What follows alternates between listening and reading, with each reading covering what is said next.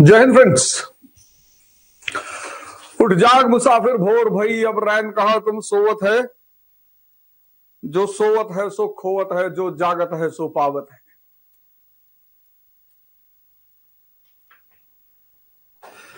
1707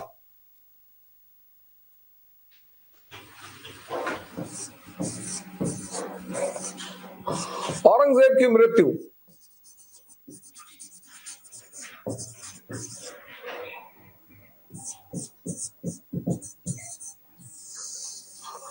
सत्रह सौ सात औरंगजेब की मृत्यु। एकता और स्थिरता हिल गई। प्रशासन दुरुस्त, फौज ताकतवर और मुल्क में इज्जत। ये सब हम पिछली बार पढ़ चुके हैं। एकता और स्थिरता को झटका, यूनिटी एंड स्टेबिलिटी को झटका, लेकिन फिर भी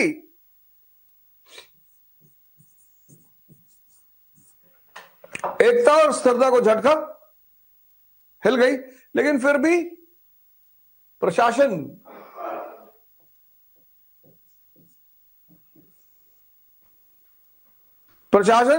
मजबूत, स्ट्रांग, प्रशासन व्यवस्थित, आर्मी स्ट्रांग।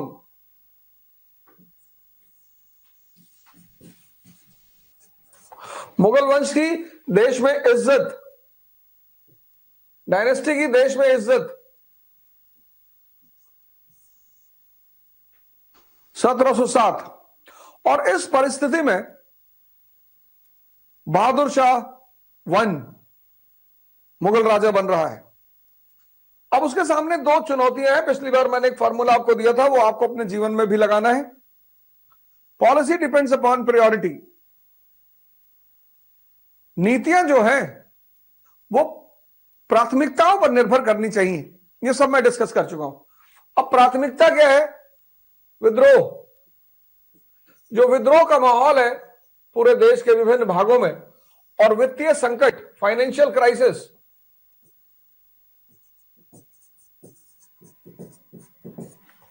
उससे निपटना है। तो अब इस आदमी ने क्या किया? हिंदू सरदार राजपूतों के प्रति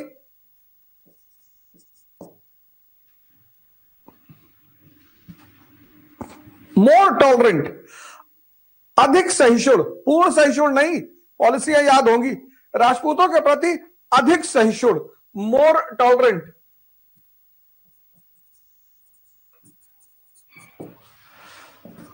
Maratha half hearted conciliation, half hearted, ऊपरी तौर पर मेल मिलाप, half hearted conciliation. Sikh peaceful agreement but resistance, शांतिपूर्ण समझौता गुरु गोविंद सिंह के साथ। उनको मनसब भी दिया, उनसे शांति समझौता भी किया, लेकिन बंदा बहादुर से रेजिस्टेंस जारी। जाट और बुंदेला से शांतिपूर्ण समझौता।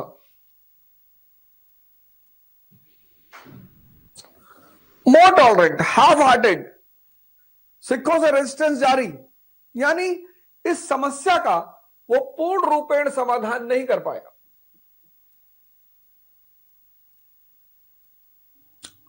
वित्तीय संकट को उसने और बढ़ा दिया। ये जो फाइनेंशियल क्राइसिस चल रही थी, ये वित्तीय फाइनेंशियल बैंकरप्सी में बदल गई।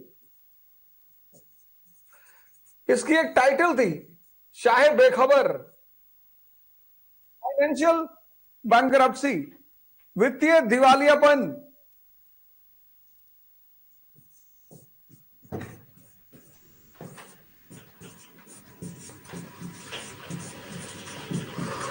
वित्तीय दिवालियापन। अब देखो, अब ये बैकग्राउंड है।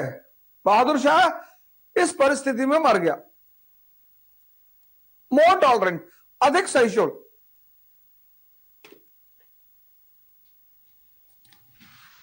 राजपूतों से कोई अस्थाई समझौता नहीं हो पाया। मराठा वैसे ही गृह युद्ध चल रहा मराठों में, दक्षिण की राजनीति में अस्थिरता मौजूद है।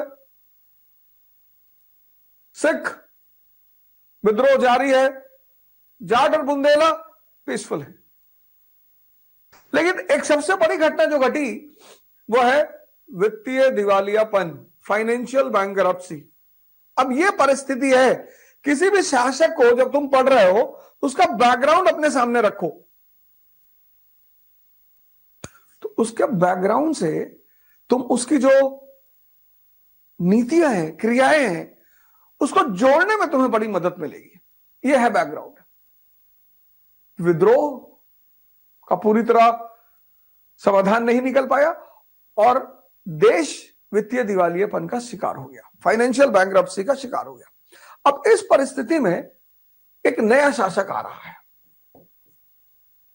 और मैंने कहा चूंकि राज्य वित्तीय दिवालियेपन, फाइनेंशियल बैंकरप्सी का शिकार, तो अब राजा को जो मदद करेगा, गद्दी पे बिठाएगा, पैसा देगा, वो राजा को डिक्टेट भी करेगा, वो राजा को दिशा निर्देश भी देगा। और यहीं पर मुगल राजनीति में एक नए तत्व का उदय होता है, किंग मेकर। तो अगला रूलर है जहांदार शाह और उसका किंग मेकर है जुल्फिकार खान।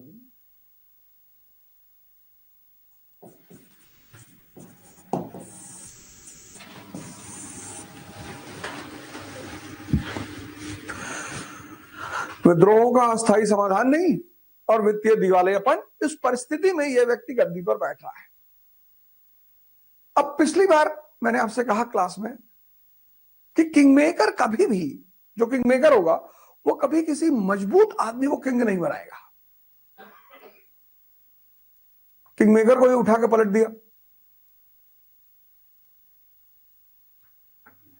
तो मेडिवल इंडिया में हम पढ़ेंगे कि जब 40वां किंगमेकर बनती है तो एक बहुत ही कमजोर लाइन राजाओं की गुजर रही है, मसूद शाह, नसरुद्दीन महमूद। जैसे घर के मामलों में कोई बाहरी दखलंदाजी बढ़ जाए तो घर कमजोर होने लगता है,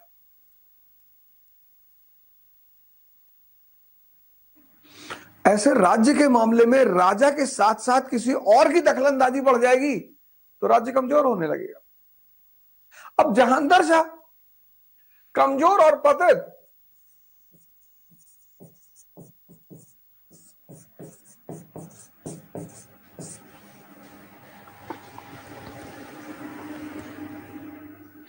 कमजोर और पतित, सद्व्यवहार, बड़प्पन और शिष्टाचार की कमी, ये सारे एनसीईआरटी की लाइन है। सद्व्यवहार, बड़प्पन और शिष्टाचार की कमी।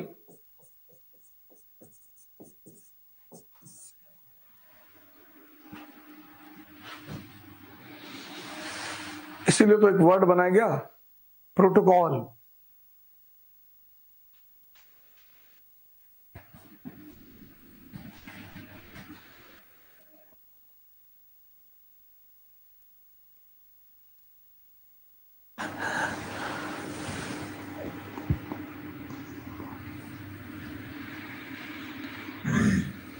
जहांगीर शाह कमजोर और पतित, सद्व्यवहार, बड़प्पन और शिष्टाचार की कमी।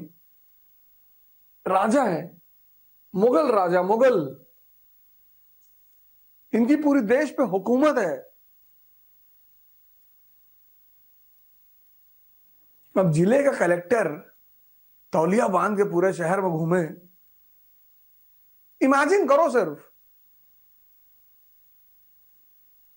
आंख बंद करके इमेजिन करो कि जिले का कलेक्टर तौलिया बांध के बाजार में घूमे और तौला बजाने वाले जो हैं उनके हाथ से शराब पी ले। राजा का एक ऑरा है, जैसे भगवान का एक ऑरा है, पद का एक ऑरा है, व्यक्तित्व का एक ऑरा है। जैसे आपके मन में अगर विवेकानंद का नाम आ रहा है तो एक ऑरे के साथ आ रहा है, आपके मन में अगर डॉक्टर अंबेडकर का नाम आ रहा है तो एक औरे के साथ आ रहा है। आप देखो नाम के साथ कैसे औरा जुड़ा होता है। कुछ आपके मन में नाम आएंगे जिनके आते ही आपको हंसी आ जाएगी। सर जॉनी लीवर साहब हैं, बड़े अच्छे कलाकार हैं, बहुत इज्जत करता हूं मैं उनकी, बहुत। बॉलीवुड में एक आदमी है जिसकी मैं बहुत इज्जत करता हूं, वह है जॉनी लीवर साहब। मैं देखता हूं कि उनके व्यक्तित्व में ही हंसी है। मतलब वो बंदा सिर्फ आगे खड़ा हो जाता है तो लोग हंसने लगते हैं, और एक्टिंग का तो कोई जवाब नहीं। और इस दुनिया में महान वो है जो लोगों को हंसा दे, क्योंकि रुलाने वाली तो पूरी दुनिया है।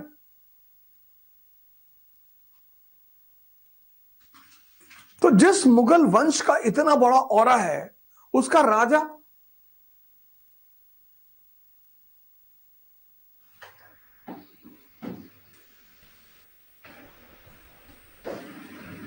लेकिन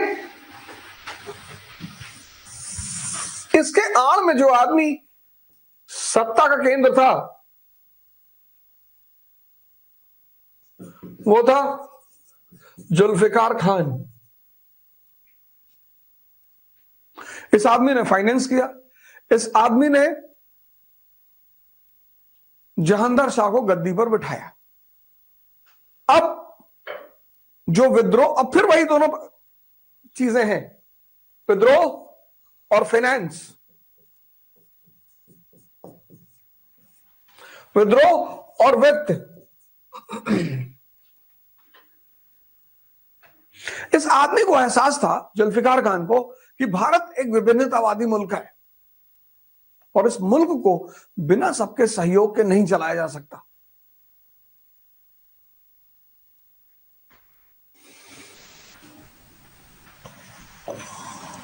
तो विद्रोह के लेवल पे इसने क्या किया, विद्रोह से निपटने के लिए इसने बहुत ही अच्छा कदम उठाया, बहुत अच्छा। राजनीतिक समन्वय स्थापित करने के प्रयास में इसने औरंगजेब की जो कुछ नीतियां थी, जिसने उठापटक मचा रखी थी राज्य में, समाज में, उसको खत्म कर दिया। सबसे पहला काम इसने किया, जजिया को खत्म कर दिया।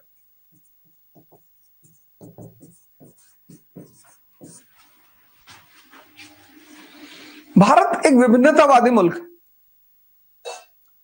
यहां कोई भी शासक अगर कट्टरपंथी होने की कोशिश करेगा वो नहीं चलेगा, तो चलेगा ही नहीं। अशोक सबको मिलाकर ले चलने की कोशिश, किसके द्वारा, धम्म की नीति के द्वारा। आज भारत में तनाव है, हिंदू, मुसलमान, सिख, ईसाई, इनके बीच तनाव है। अशोक के समय बौद्ध, जैन, ब्राह्मण, इनके बीच तनाव था। वो बौद्ध धम्म की नीति लेकर आया। अशोक को समझ है कि विभिन्नतावादी भारत को एकता के सूत्र में बांधना ही पड़ेगा। अकबर तौहीद इलाही, जिसको दीन इलाही भी कहा गया, उसका सहारा लिया।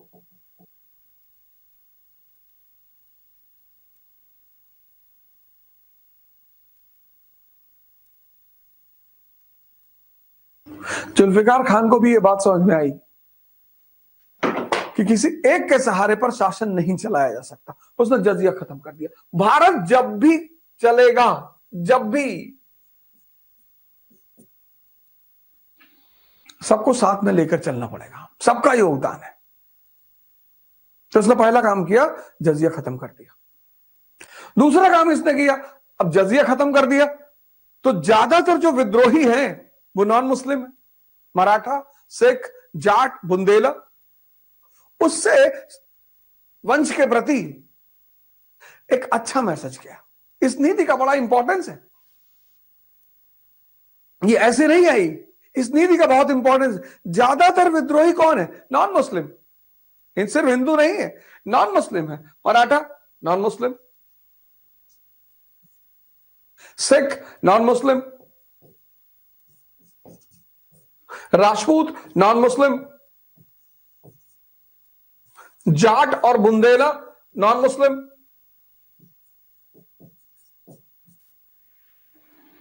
ये सब आप भी बनाते हुए चलिए। किसी नीति का कनेक्शन देखिए, जजिया खत्म कर दिया। एक अच्छा मैसेज गया कि राजा उदारवादी है, राजा समझदार है, राजा हम सबको अपना मान रहा है।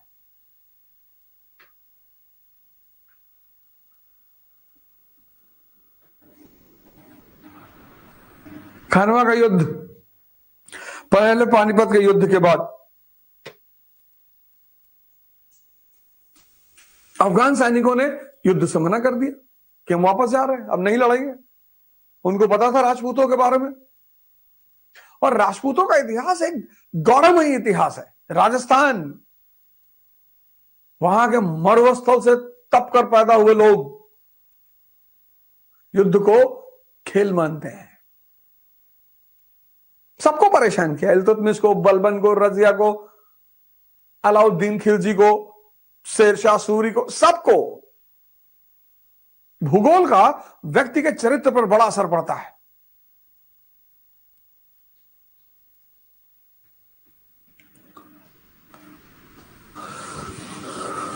अफगानियों ने कहा वापस जा रहे हैं।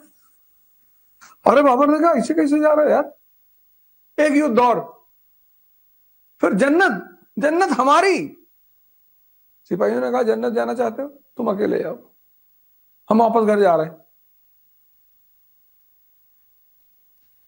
बाबर गया अपने गुरु के पास, उबैदुल्लाह हरार के पास, कि यार साहब ये तो वापस जा रहे हैं, ये तो कह रहा अब नहीं लड़ेंगे। तो उसके गुरु ने कहा कि देखो मैं तुमको एक फॉर्मूला बताता हूं, तुम लगा लो। कहा भैया फॉर्मूला और बोला ना बताओ, सीधे सीधे बताओ करना क्या है। बोला नहीं, फॉर्मूला जान लो कि तुम राजा हो और तुम्हारे सिपाही मुसलमान हैं। उसने कहा मैं भी मुसलमान हूं। कहा राजा का कोई धर्म नहीं होता, राजा की कोई जाति नहीं होती, राजा का कोई क्षेत्र नहीं होता, ये सब राजा के गुण हैं, एसेंशियल फीचर्स।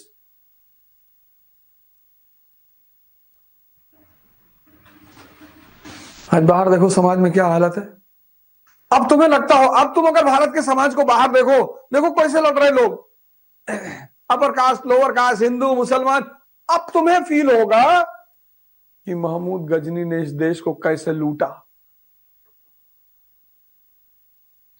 अब तुम्हें फील होगा कि तैमूर ने इस देश को कैसे लूटा।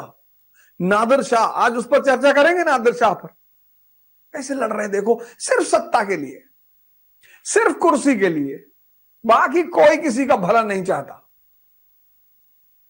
जो व्यक्ति भला चाहेगा वो नफरत नहीं फैलाएगा, वो शिक्षा फैलाएगा, डॉक्टर अंबेडकर की तरह, ज्योतिबा फूले की तरह।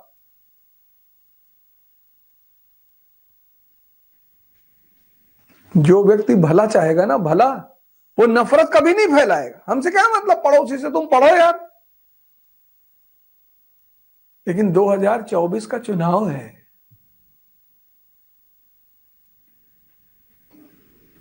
an election is the breeding ground of casteism and communalism in India. चुनाव जो है ना, वो जननी है किसकी, जातिवाद की और संप्रदायवाद की। जजिया हटाया, एक सद्भाव का माहौल पैदा किया उसने, क्योंकि ज्यादातर विद्रोही कौन थे, नॉन मुस्लिम थे। फिर उसने क्या किया,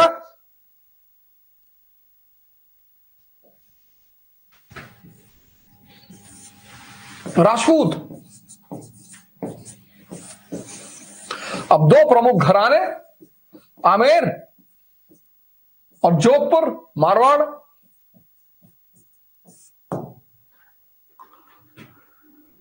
यहां का राजा जयसिंह, यहां के राजा अजीत सिंह।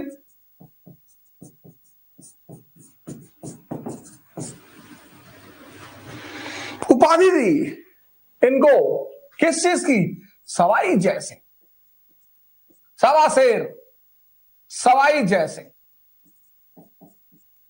सिर्फ उपाधि नहीं दी, मालवा की सूबेदारी भी दी।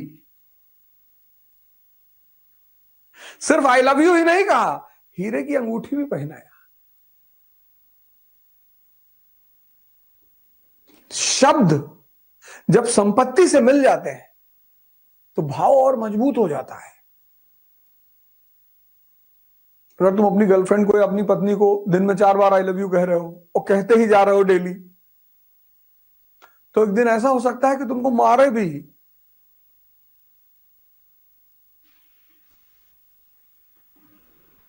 ये देखो, सिर्फ शब्द का सहारा नहीं लिया, संपत्ति, मालवा की सूबेदारी, अजीत सिंह को महाराजा की उपाधि और गुजरात की सूबेदारी।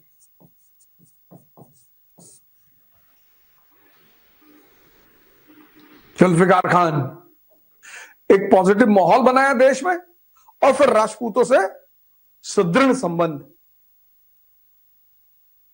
सम्मान भी दिया, संपत्ति भी दी। मराठा, मराठा, अब रस्सी जल जाती है लेकिन बल ऐठन तो वैसे ही बनी रहती और बनी भी रहनी चाहिए। अब इसका दाऊद खान पन्नी ने एक समझौता किया था मराठों के साथ कि भैया आप वसूलो चौथ और सरदेशमुखी, आप इसकी वसूली करो सरदेशमुखी की। और मैंने पिछली क्लास में भी कहा कि अगर कोई चीज समझ में नहीं आ रही है उसको तुरंत इनबॉक्स बनाओ। अगर चौथ और सरदेशमुखी अभी भी समझ में नहीं आया, इसको इनबॉक्स करके यहां क्वेश्चन मार्क लगाओ। बड़ा प्यारा निशान है, चाबी की तरह है, जो दिमाग पे लगा दे तो दिमाग खुल जाए।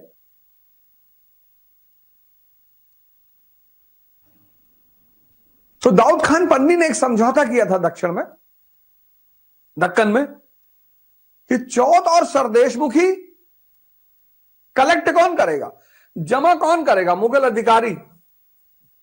इसको कलेक्ट करेंगे मुगल अधिकारी और कलेक्ट करके किसको देंगे, मराठों को।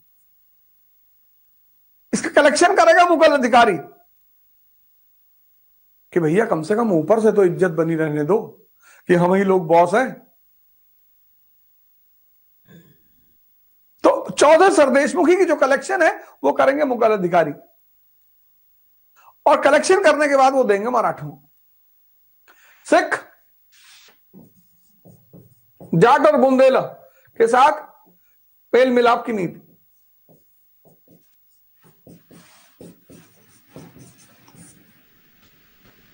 कंसिलिएशन और सिखों के साथ संघर्ष जारी, सिखों के साथ संघर्ष जारी। यह रही विद्रोह की स्थिति। राजपूतों के साथ सुदृढ़ संबंध, मराठों के साथ उचित संबंध, उचित, अभी स्थायी संबंध नहीं हुआ क्योंकि अभी भी मुगलों ने वो जो शिवाजी का सपना था मराठा स्वराज, उसकी अनुमति नहीं दी। चौथा सरदेशमुखी दे दिया लेकिन इनडायरेक्टली। जैसे 1892 का जो इंडिया काउंसिल एक्ट है उसमें इलेक्शन है इनडायरेक्ट।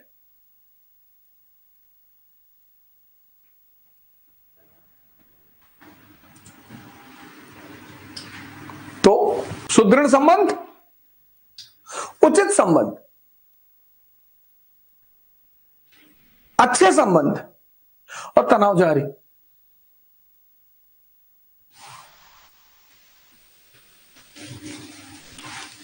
वित्त के संबंध में, फाइनेंस के संबंध में अब स्टेट दिवालियेपन का शिकार हो चुका है, तुरंत पैसा चाहिए।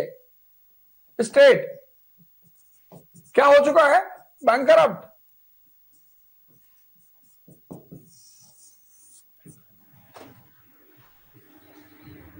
तुरंत पैसा चाहिए, तुरंत। और तुरंत पैसा कौन देगा, महाजन, ठेकेदार। तो इसने कृषि में एक कुप्रथा शुरू कर दी, बड़ी खतरनाक सी कुप्रथा, इजारेदारी। लगान की वसूली कौन करेगा, ठेकेदार करेंगे। Tax will be collected by contractors.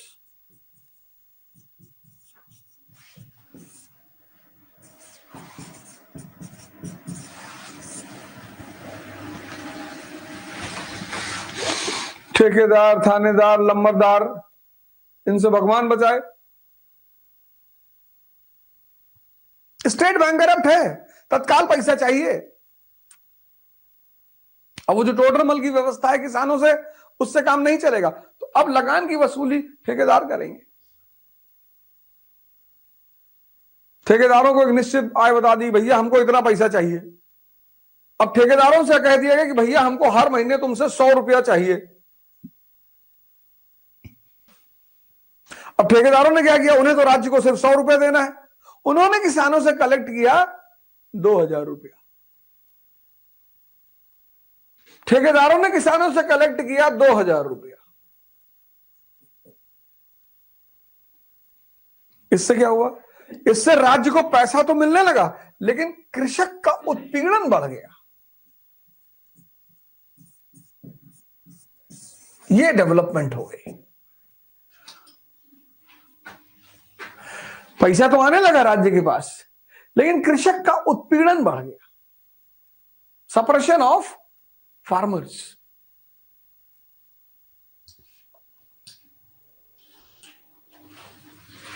जब आप कभी कभी फंसे होते हो और इमीडिएट सॉल्यूशन निकालने की कोशिश करते हो, यह इमीडिएट सॉल्यूशन निकालने का दुष्परिणाम, शॉर्टकट निकालने की कोशिश करते हो, जल्दी भागने की कोशिश करते हो। जितने लोग तैयारी करते हैं आईएएस की, उसमें 90% लोग सिर्फ इसलिए फेल होते हैं क्योंकि वो जल्दी में है। आईएएस की तैयारी 2 साल की तैयारी है, 1 साल की सिर्फ कोचिंग है।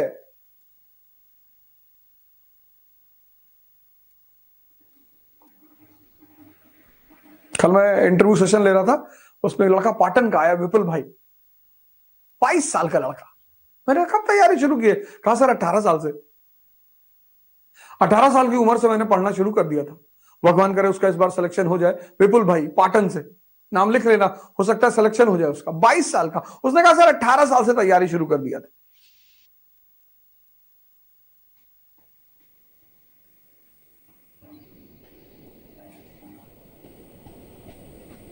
ये तैयारी 1 साल की नहीं है। 1 साल, एक तो ह्यूमैनिटीज इस देश में कोई पढ़ता नहीं, और ऊपर इस तरह से तो बिल्कुल नहीं पढ़ता। एनसीईआरटी को कितनी मजाक में लोग पढ़ते हैं, कभी इस तरह पढ़े सीरियसली? कितना गहरा खजाना दबा हुआ है एनसीईआरटी में, और अभी तो शुरुआत है। अभी तो शुरुआत है, अभी मुझे 13 चैप्टर कंप्लीट करने दो। तो एक संकट को मिटाने के प्रयास में दूसरे संकट को जन्म दे दिया।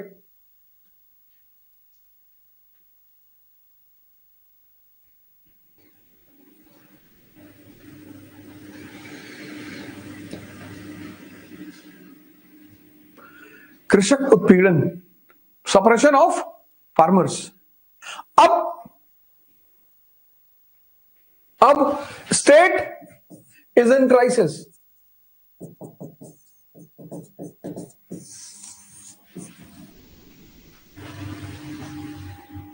राज्य संकट में है। विद्रोहों का पूर्णतः समाधान अभी नहीं हुआ। सिखों के साथ मामला चल ही रहा है, मराठों के साथ पूर्णतः समझौता नहीं हो पाया। अब देखो परिस्थिति, तो अभी भी जो विद्रोह की स्थिति है उसका पूर्ण समाधान नहीं, कंप्लीट सॉल्यूशन नहीं हो पाया। परिस्थिति देखो तुम, कंप्लीट सॉल्यूशन नहीं हो पाया। ठीक है, थोड़ा बहुत मामला संभाल लिया गया है, लेकिन विद्रोह की स्थिति का पूरा सॉल्यूशन नहीं हो पाया। प्लस एक नया संकट, वित्त संभालने के चक्कर में इजारेदारी, कृषक उत्पीड़न।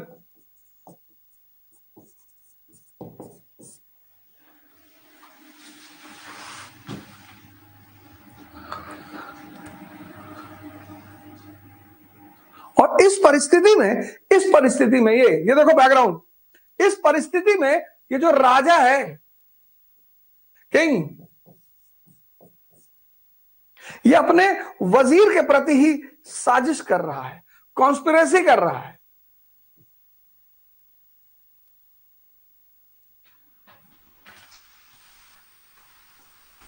देखो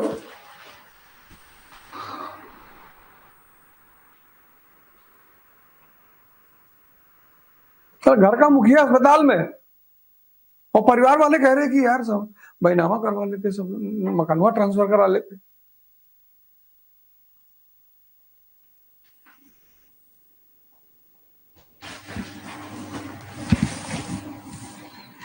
देखो स्थिति, राज्य संकट में है और राजा पतित है ना, कमजोर है, अपने ही वजीर के प्रति साजिश कर रहा है।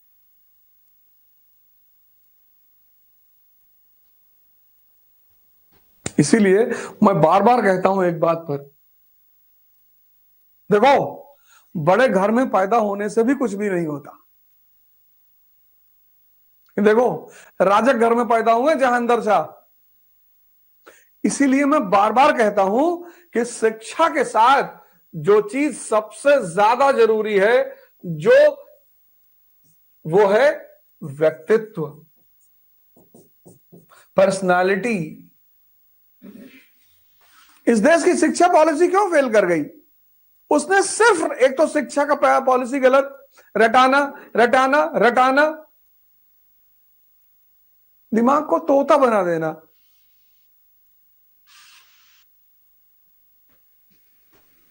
इसलिए तोता शब्द निगेटिव सेंस में इस्तेमाल किया जाता है कि तोता हो गया, क्योंकि तोता चाहे जितनी कुरान की आयत पढ़ ले और चाहे जितना संस्कृत का श्लोक पढ़ ले, बुद्ध नहीं हो सकता। तो इस देश में शिक्षा के नाम पे हुआ तोताइजेशन। यहां चतुर्लिंगम जैसी कम्युनिटी पैदा हो गई कि ये हमारा वीसी, इसने बलात्कार पे बलात्कार किया है। वो दुबे कहता है ना चपरासी कि मैं आपको इन शब्दों के मतलब, कहता शब्द नहीं जानना दुबे जी, जानना ही नहीं, समझना ही नहीं। सहस्त्र वीरू सहस्त्र बुद्धि, जिसके दिमाग में हजारों बुद्धि जैसी क्षमताएं हो। नाम देखो कैरेक्टर का 3 इडियट में, वीरू सहस्त्र बुद्धि। तो भीम में सहस्त्र हाथियों, हजारों हाथियों जैसा बल था, ऐसे वीरू सहस्त्र बुद्धि में हजारों विद्वानों का दिमाग था। लेकिन कंपटीशन किससे कर रहा है? अपने स्टूडेंट से। इस बुद्धि का क्या करोगे? क्या नाम, उस मूवी को देखो, बड़ी प्यारी मूवी। अपने स्टूडेंट को नीचा दिखाना चाहता है, अपने स्टूडेंट को हराना चाहता है। कोई माँ बाप, कोई शिक्षक अपने स्टूडेंट को हराना चाहेगा? और आमिर खान का नाम क्या? रणछोड़ दास कृष्ण, जिसकी समझ की क्षमता बहुत हाई है।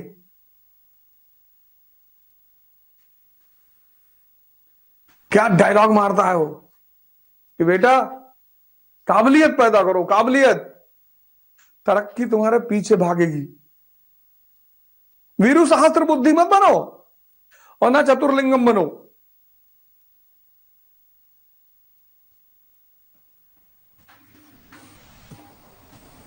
राजा है जहांदर शाह, तबला बजाने वाले, नाचने वाले, उनसे कह रहे खैनी बना लो, थोड़ा हम भी खा ले।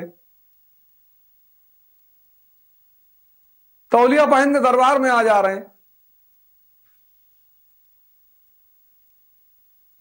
जो शिक्षा व्यक्तित्व का निर्माण ना करे, जो शिक्षा समझ का निर्माण ना करे, वो शिक्षा रोबोट भी नहीं बना सकती।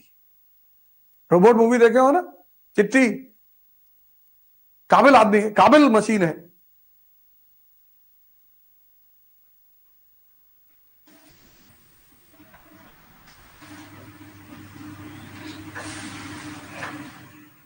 और 1713 में इसी चीज का फायदा उठाते हुए, ये राजा और वजीर की लड़ाई का फायदा उठाते हुए, फारूक सियार इसका भतीजा, इसने हरा दिया।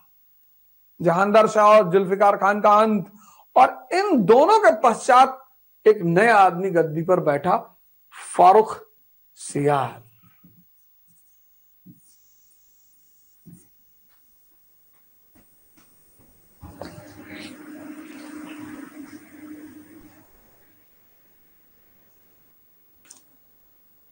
शिक्षा और व्यक्तित्व। तुम देखोगे ना जितने भी राजा महाराजा हैं, देखो हमारे माननीय प्रधानमंत्री जी हैं, कहते हैं सुबह 3 बजे उठते हैं। सुबह उठने का एक अपना महत्व है, शांति। हर धर्म में सुबह पूजा करने की बात कही गई, ध्यान करने की बात कही गई, साधना करने की बात कही गई। तो औरंगजेब से जो धारा चली, औरंगजेब के बाद जो कहानी हुई, तो बहादुर शाह किसी स्थायी समाधान तक नहीं पहुंच सका और मर गया। जहांगीर शाह के समय संकट बरकरार। अब ये दिमाग में रखो कि जहांगीर के समय संकट बरकरार, और उसी बरकरार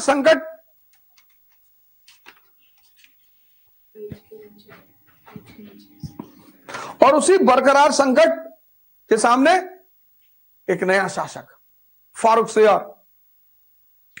अब इस फारूक सियार को सत्ता में कौन लाया? सैयद बंधु, सैयद ब्रदर्स।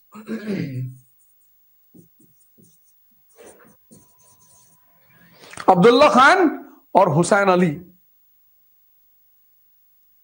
अब्दुल्ला खान को इसने बनाया वजीर और हुसैन अली को बनाया मीर बख्शी। इन दो भाइयों का बड़ा नाम है, लेटर मुगल के इतिहास में इन दोनों भाइयों का बड़ा नाम है। फारूक सियार को सत्ता में लाए सैयद ब्रदर्स, अब्दुल्ला खान और मीर बख्शी, अब्दुल्ला खान और हुसैन अली। अब फारूक सियार पर नजर डालें कि ये साहब का क्या हाल है। फारूक सियार कायर, क्रूर,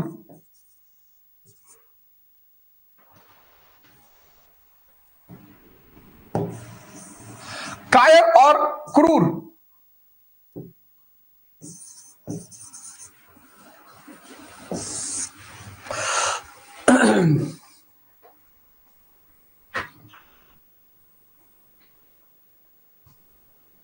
कायर, क्रूर, अविश्वासी।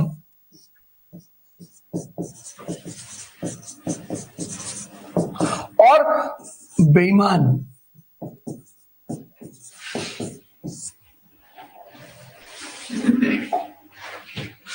राजा बेईमान नहीं होता।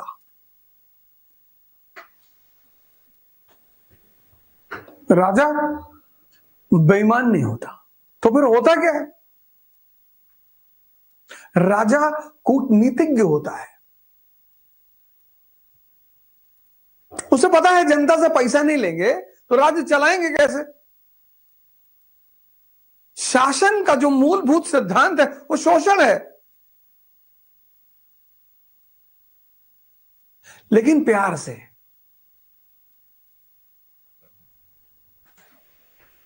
बेईमान एक अलग शब्द है। कायर है, ये किसी परिस्थिति का सामना नहीं कर सकता। देखो फिर व्यक्तित्व तो देखो, क्रूर है। राजा को कठोर होना चाहिए।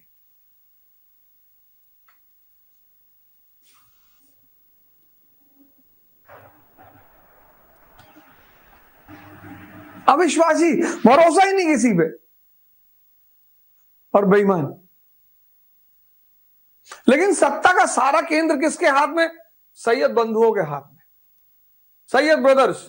और सैयद ब्रदर्स को पता है कि संकट बरकरार। कौन सा संकट?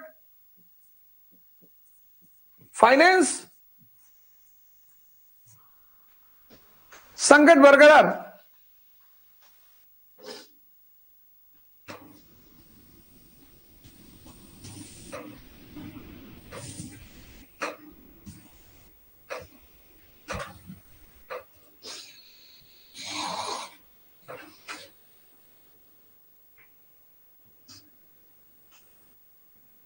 और इन दोनों भाइयों ने बड़े अच्छे कदम लेने शुरू किए। पहला, जनता का दिल जीतने की कोशिश की। जजिया फिर से खत्म किया।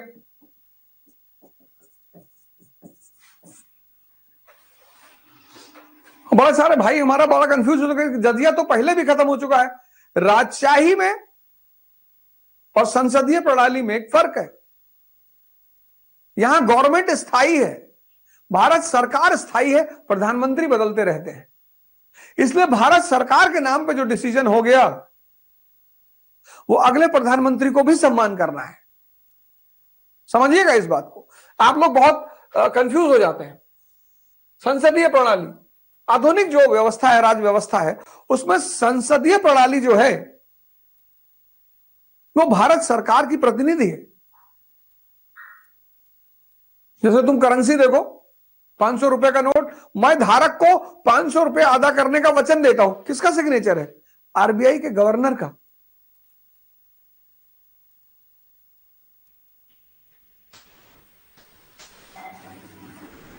वित्त मंत्री का नहीं है, क्योंकि वित्त मंत्री 5 साल के बाद बदल जाएगा।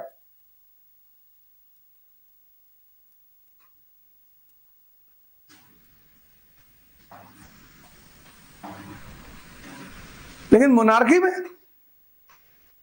राजा संप्रभु है। एक राजा ने कोई डिसीजन लिया, अगला राजा आया, उसने कहा बदल दो, ये नहीं चलेगा। इसलिए जो राजा बनता था उसे फिर अपने नीतियों की घोषणा करनी पड़ती थी। जजिया का अंत कर दिया। सिर्फ जजिया का अंत नहीं किया, पिलग्रिम टैक्स, सिर्फ जजिया का अंत नहीं किया, पिलग्रिम,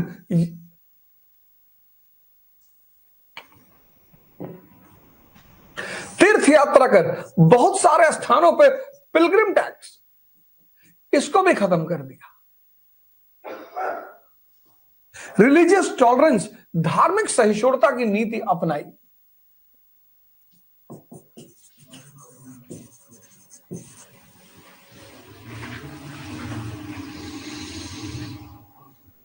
धर्म अगर लड़ाई का मुद्दा बन जाए तो समझ लो सॉफ्टवेयर खत्म है। इतनी महान चीज है धर्म। अभी आऊंगा चैप्टर नंबर 5 रिलीजियस रिफॉर्म्स, तब वहां चर्चा करूंगा धर्म के बारे में।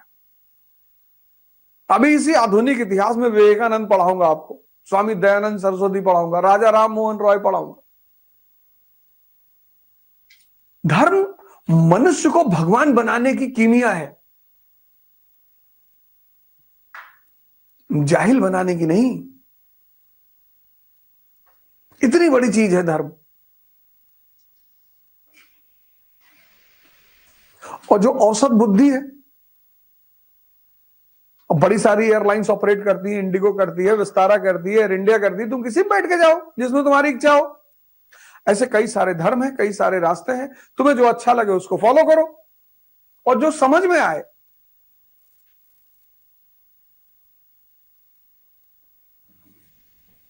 देखो सुबह उठे हो, कितनी अंदर से खुशी हो रही होगी। जो भी व्यक्ति सूरज उठने के बाद उगता है वो अपने आधे दिन को खत्म कर देता है। अब 5 बजे उठ रहे हो, 7 बजे तक एक राउंड मार दिया तुमने पॉजिटिव थॉट का, पढ़ाई का, योग का, ध्यान का, यहां से तुम्हारा दिन शुरू हो रहा है। और निराश किस बात पे हो? निराशा किस बात की है? ये हार जाएंगे? हार जैसी कोई चीज होती ही नहीं। ये हार शब्द, ये बेइज्जती शब्द, इन शब्दों को शाही वर्ग ने इजाद किया है हम जैसे मिडिल क्लास के लोगों को डराने के लिए। किसी को डरा ले जाओगे तब वो काम नहीं करेगा। ये बात याद रखना, कुछ शब्द ऐसे हैं, हारना, बेइज्जती,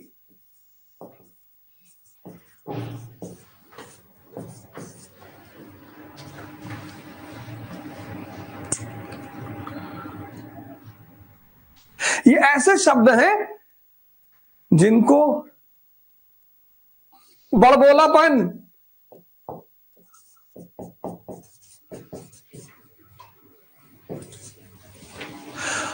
खूब बड़ी बड़ी बातें किया करो, कोई बात नहीं, करोगे तभी तो दिमाग में रोटेट करेंगी।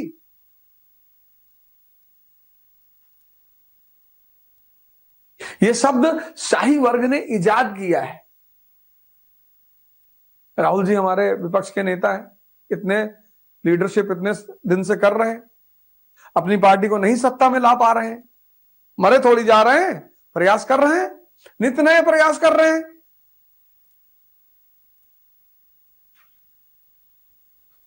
कभी कभी खुद ही को कुछ ना कुछ बोल देते हैं, कह देते हैं संसद में कि हाँ मैं पप्पू हूं।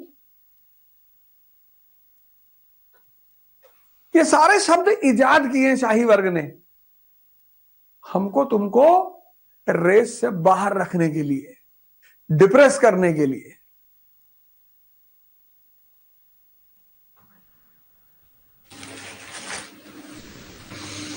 क्या हार में क्या जीत में किंचित नहीं भयभीत में, कर्तव्य पथ पर जो भी मिला ये भी सही वो भी सही,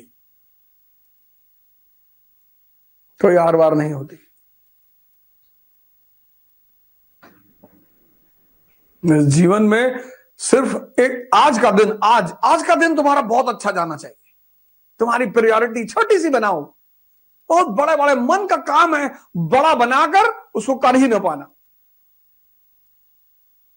योग शुरू किए पहले दिन 3 घंटे कपालभाति कर दिए, किडनी पलट गई, आईसीयू में भर्ती कि ओझा सर कहे थे कपालभाति करने से दिमाग बहुत बढ़ता है। शुरुआत धीरे करो, लेकिन मन कहता बड़ा। और तुम सुबह उठते हो तो मन क्या कहता है, यार 13 घंटा पढ़ेंगे, और पढ़ता है 2 घंटा, वो भी रो गा के, चाय वाय बना के कि बहुत मन बोझिल है। वो गर्लफ्रेंड के साथ पार्क में बैठा है 14 घंटा, वहां बोर नहीं होता। वहां तो मनाता है कि भगवान रात ना होती तो बड़ा मजा आता। तुम अपने, ये मन तुम्हारा तुमको बेवकूफ बनाता, तुम्हें दिखाई नहीं पड़ता।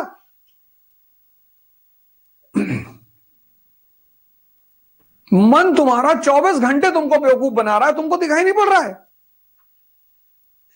ये जो मन तुम्हें बेवकूफ बना रहा है प्रतिपल, इसको देख लेना ही ध्यान है।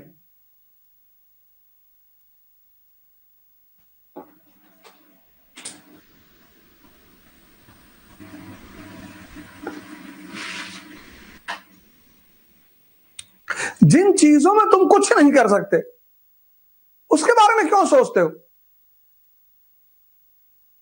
भगवान कृष्ण को पता था कि मम्मी पापा जेल में बंद हैं, हम अभी ना छुड़ा पाएंगे, तो नाच रहे थे गोकुल में। आपको कहा बहुत बदतमीज लड़का है यार, अम्मा पापा बंद है, नाचा था। स्थिति प्रज्ञ अपने समय में जी रहे हैं। जो अपने इस समय का इस्तेमाल कर लेता है ना, प्रेजेंट का, बस वही महान बनता है।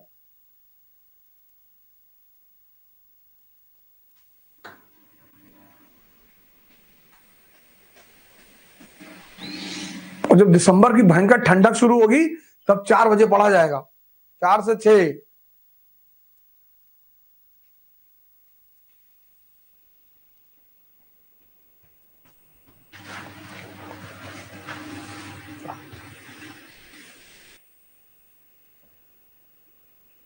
एक बढ़िया माहौल पैदा किया देश में। ये देखो, जजिया हटा दिया, विभिन्नतावादी मुल्क है भारत, बहुत सारे क्षेत्रों में पिलग्रिम टैक्स हटा दिया, एक अच्छा माहौल पैदा किया। सबका साथ सबका विकास के कॉन्सेप्ट पर बल दिया।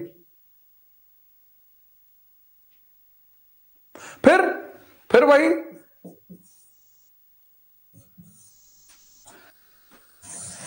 राजपूत, मराठा, सिख, जाट और बुंदेला,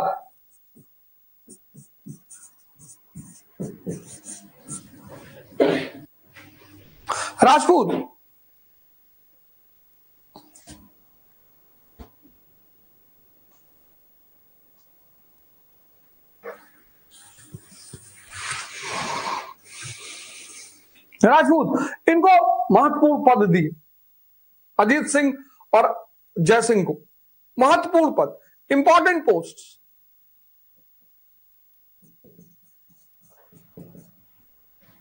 किसको? अजीत सिंह और जय सिंह को महत्वपूर्ण पदों पर रखा है।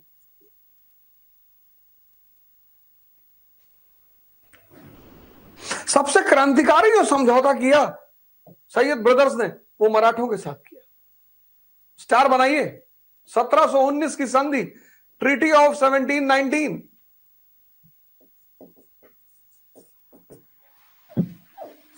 इसको मराठों का मैग्ना कार्टा कहा जाता है।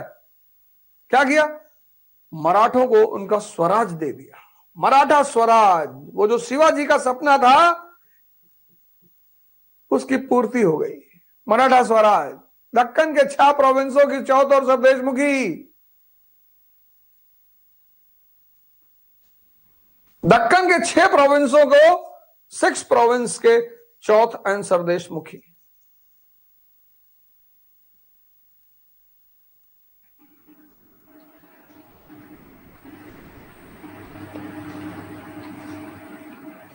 ये बहुत बड़ा समझौता था। इसके बदले में मराठा 15,000 मराठा सैनिक दिल्ली में सैयद ब्रदर का सहयोग करेंगे। शिवाजी का सपना पूरा हुआ। मुगल शासन ने मराठा स्वराज्य की अनुमति दे दी। स्थायी समझौता। सिख विद्रोह चलता रहा। बंदा बहादुर का दमन हुआ 1716 में, और पंजाब अस्थिरता का शिकार। जाट और बुंदेला मेल मिलाप की नहीं थी।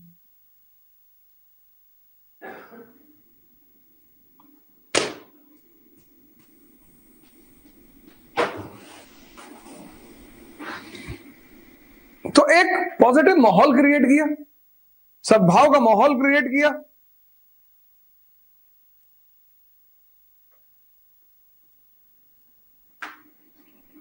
साइकोलॉजिकल स्तर पर यह दिखाया कि नहीं, हम सब एक हैं।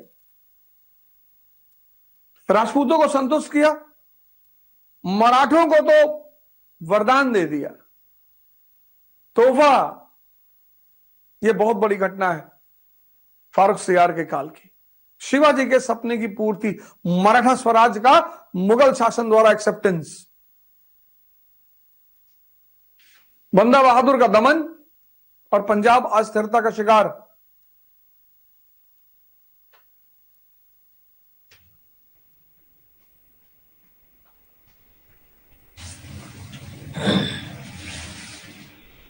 और जाट और बुंदेला के साथ मेल मिलाप की नहीं थी। और इस प्रकार सैयद बंधुओं ने अपनी स्थिति को बहुत मजबूत किया। लेकिन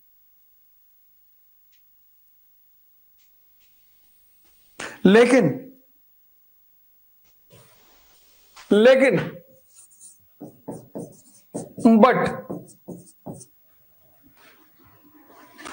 दरबार षड्यंत्र का अड्डा,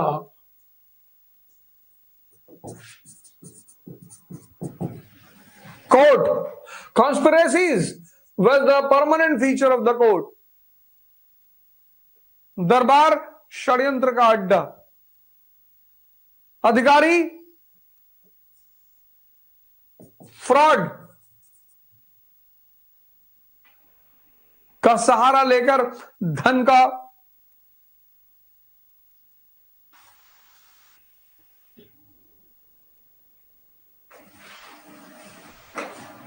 सैयद बंधुओं ने स्थिति को संभाला। चौतरफा स्थिति को संभाला विद्रोह के स्तर पर। लेकिन कोर्ट कॉन्स्पिरेसी का अड्डा, fraud special feature of the officers.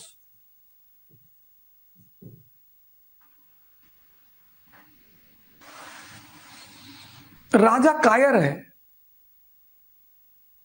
क्रूर है, अविश्वासी है, बेईमान है। ठेकेदार कर वसूली कर रहे हैं।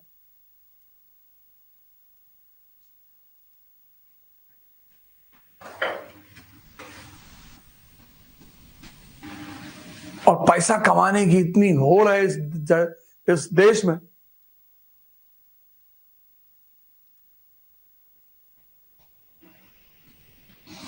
पैसा कमाना बुरा नहीं है, बहुत अच्छा। पैसा कमाना बहुत अच्छा है, लेकिन किसी भी तरह से पैसा कमाना,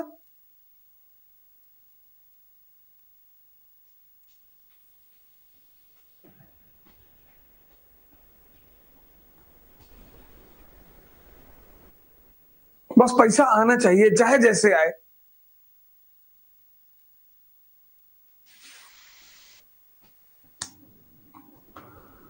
वित्तीय स्थिति, वित्तीय स्थिति विकट,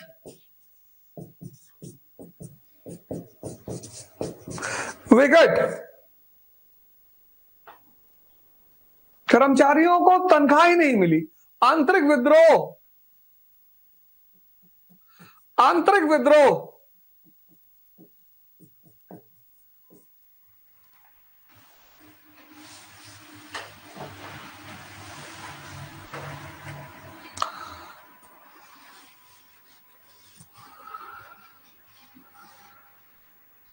ये देखो,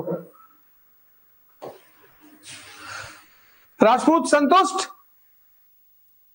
मराठा मस्त, सिख बंदा बहादुर का दमन, उत्तर पश्चिम अस्थिर, जाट और बुंदेलों से दोस्ती। विद्रोह के पैमाने पर चीजें संभल रही हैं, लेकिन दरबार षड्यंत्र का अड्डा, और जिसके घर में मां बाप बुआ चाचा मामा सब बैठकर दिन भर खुराफात कर रहे हो,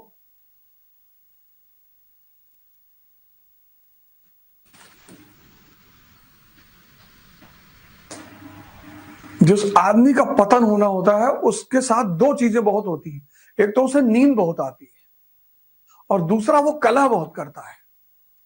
पतन की ये दो निशानियां हैं,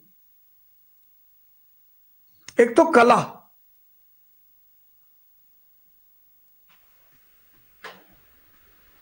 और दूसरा नींद।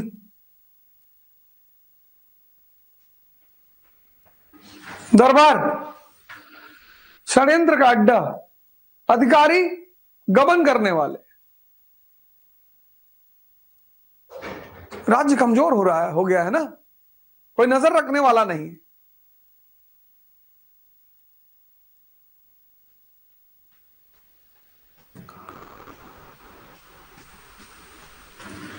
वित्तीय स्थिति विकट, कर्मचारियों को तनख्वाह नहीं, आंतरिक विद्रोह।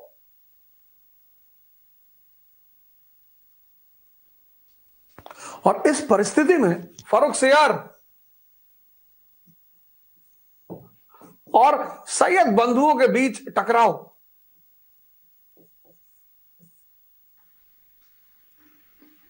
फारूक सियार तुम पूरा लिखना, FSSB मत लिखना। फारूक सियार और सैयद बंधुओं के बीच में टकराव। राजा मुक्त होना चाहता है, इंडिपेंडेंट होना चाहता है कि हम निर्णय लेंगे। पैजामा तो पहन नहीं पा रहे हो, निर्णय कैसे लोगे? एक कमजोर व्यक्तित्व को बहुत आराम से भड़काया जा सकता है। कमजोर व्यक्तित्व है, भड़का रहे हैं,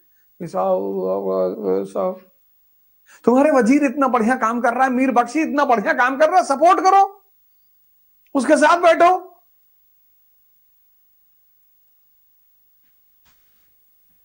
पर जब नाश मनुष्य का छाता है, पहले विवेक मर जाता है।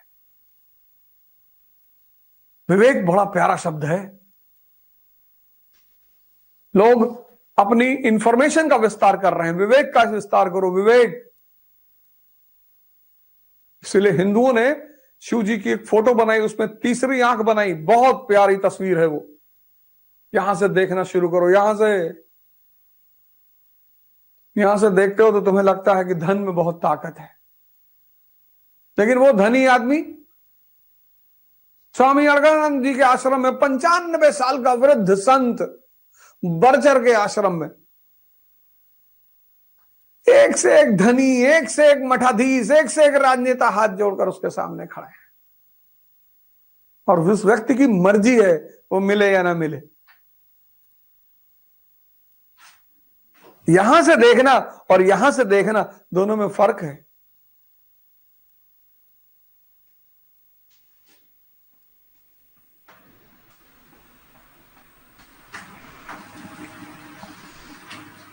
भाई तुम्हारे अधिकारी बढ़िया काम कर रहे हैं, चीजों को स्टेबल कर रहे हो, उनकी मदद करो। तुम दूसरे के भड़काने में आ रहे हो, और कमजोर व्यक्ति तो हमेशा भड़काने में। तुम्हारा ऑप्शनल सोशियोलॉजी है, किसी ने कहते सोशियोलॉजी सिलेक्शन नहीं होता, ये गुड्डू भैया 6 अटेम्प्ट दिए, लो तुम नाच नाच के घूम रहे हो। सिलेक्शन विषयों का नहीं होता, सिलेक्शन प्रतिस्पर्धी का होता है। कमजोर व्यक्ति तो तुरंत अस्थिर हो जाता है, तुरंत।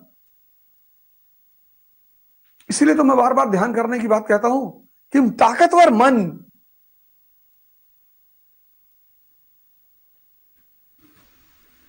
कभी ट्राई करके जाके देखो बाजार में, कोई आदमी लेवाइस की पैंट खरीद रहा, जाके उसके बगल खड़े हो जाओ, कहते उसका रंग उतर जाता है। ठीक नहीं है, नहीं लेगा। 99% आदमी नहीं खरीदेगा कि अच्छा भैया।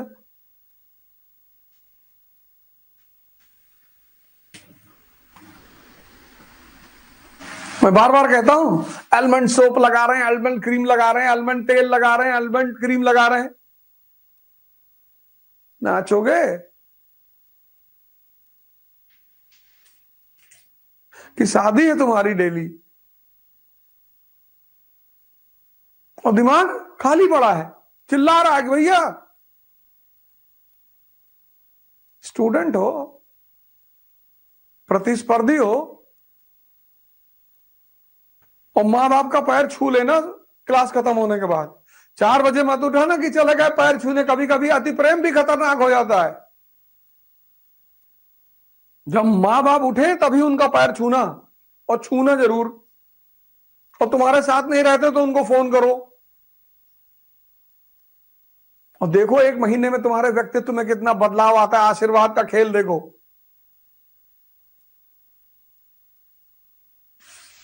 जिसने तुम्हें पैदा किया है, इतना बड़ा किया,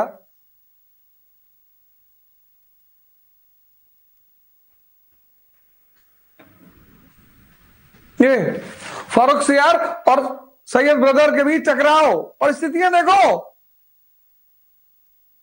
और इसी टकराव का एक खतरनाक परिणाम 1719 में सैयद बंधुओं ने फारूक सियार की हत्या कर दी, राजा को ही उड़ा दिया। फारूक सियार कौन है? रतिशंकर शुक्ला।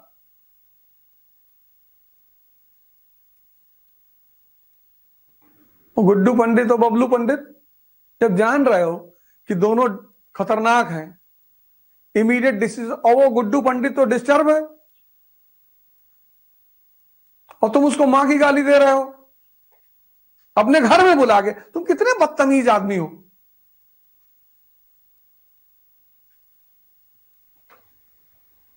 वो सब ठोक दिए उठा के।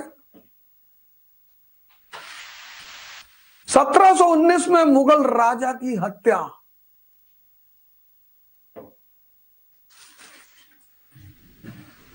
राजवंश के स्टेटस का पतन, कि इनके अधिकारियों ने साहब राजा को ही मार डाला।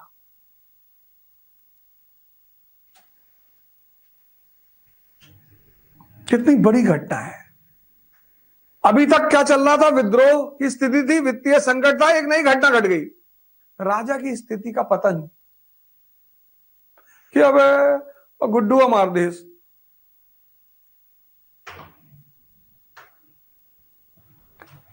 सन 1719 में फारूक सियार की हत्या।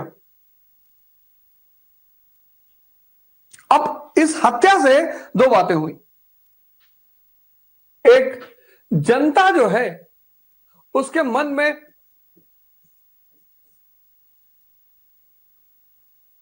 आक्रोश पैदा हुआ। सैयद बंधुओं को नमक हराम कहा गया, और सामंत जो थे, नोबल्स, वो सस्पिशियस हो गए, संदेह वाले हो गए, यार ये तो खतरनाक है। तो जनता आक्रोशित और सामंत संदेह में, नोबल संदेह में।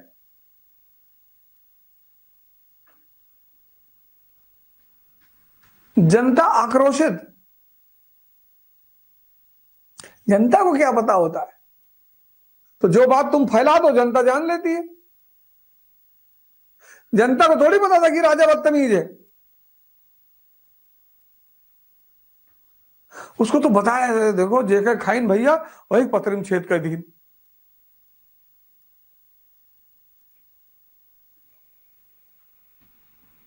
जनता आक्रोशित और नोबल संदेह, सामंत सशंकित हो गए। जनता आक्रोशित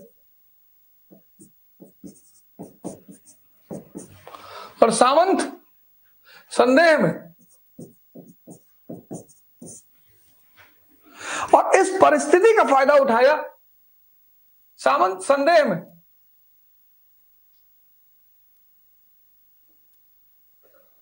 किसके प्रति? सैयद बंधुओं के प्रति।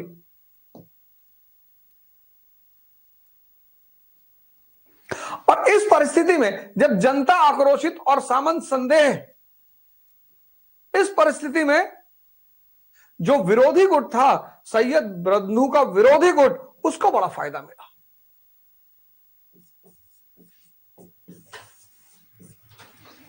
इस परिस्थिति का फायदा किसको मिला? विरोधियों को। विरोधी गुट को बहुत फायदा मिला, बहुत फायदा।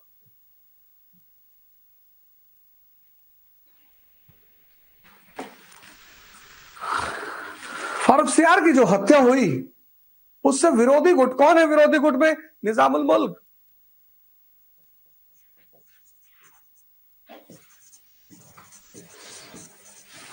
और उसका चाचा अमीन खान, ये है विरोधी गुट। और गुटबाजी तो हर जगह है, घर में है, परिवार में है, ऑफिस में है। और गुटबाजी का अपना एक मजा है। इस दुनिया में 95% लोगों को अपना समय काटना है,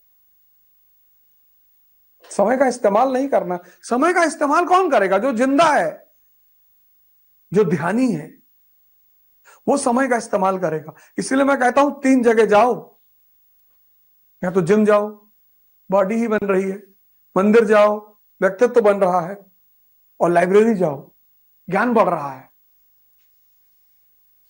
इन 3 चीजों को छोड़कर बाकी जगह कभी कभार चले जाओ। किसी का निषेध मत करो जीवन में। कुछ लोगों की आदत है, एक एक्सट्रीम छोड़ते हैं तो दूसरा एक्सट्रीम पकड़ लेते हैं।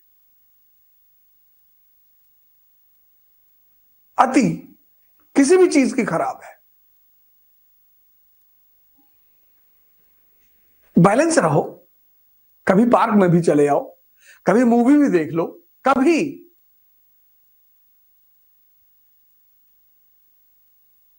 मन कर रहा है 2 घंटा क्रिकेट खेल लो, बैडमिंटन खेल लो।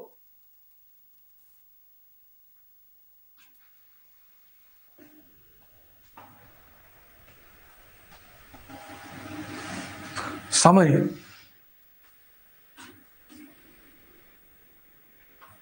जो सामान्य दिमाग है, ना तो वो पैसे का इस्तेमाल कर पाते हैं और ना समय का इस्तेमाल कर पाते हैं। जब पैसा नहीं है तो समय का सदुपयोग करो, समय तुम्हें पैसा दिलाएगा।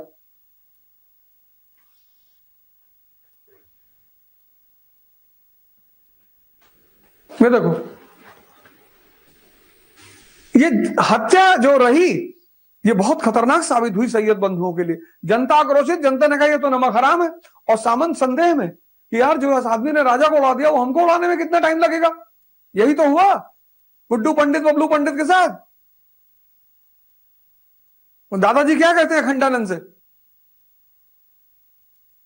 कि सपोले हैं, इन पर नजर डालो।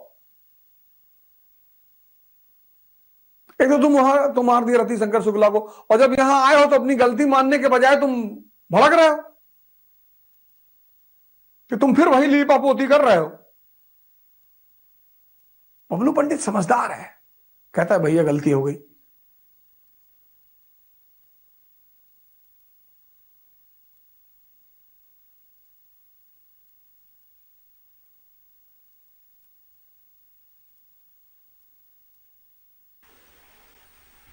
विरोधी गुट को बहुत ताकत मिली फारूक सियार की हत्या से। विरोधी गुट कट्टरपंथी भी थे,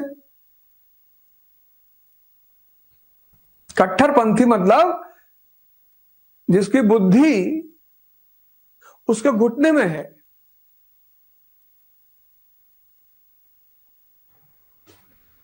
यह होता है कट्टरपंथी का मतलब, कि जिसकी बुद्धि बाने का भूल गया, यहां लगाना, नीचे लगा दिया।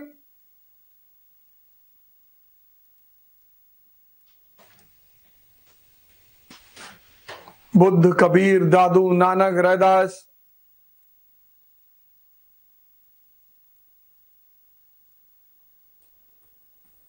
हमारा रिलीजन ऐसा भैया, हमारे रिलीजन में ऐसा होता है। तुम्हारा रिलीजन तो बहुत अच्छा है, तुम ही जाहिल हो। तुम्हारा आचरण, तुम्हारा व्यवहार, तुम्हारे जीने का ढंग, ये सब प्रमाणित करता है कि तुम्हारा परिवार कैसा है, तुम्हारा धर्म कैसा है। सिर्फ कहने से अच्छा होता है? कट्टरपंथियों का एक गुट इनसे बहुत नाराज था कि यार हिंदुओं को छूट दे रहे हो तुम। तो कट्टरपंथियों का गुट पहले से ही नाराज था, और उसके साथ साथ जनता आक्रोशित हो गई, सामंत संदेह में आ गए। बस विरोधी और मजबूत होते चले गए, और जब विरोधी और मजबूत होते चले गए, हुसैन अली को धोखे से मार दिया। मीर बख्शी जो था, जिसके हाथ में सेना की कमांड थी, मीर बख्शी, उसको धोखे से मार दिया। और जब आपने कमांडर को मार दिया, तो अब्दुल्ला खान को मारने में कितना टाइम लगेगा?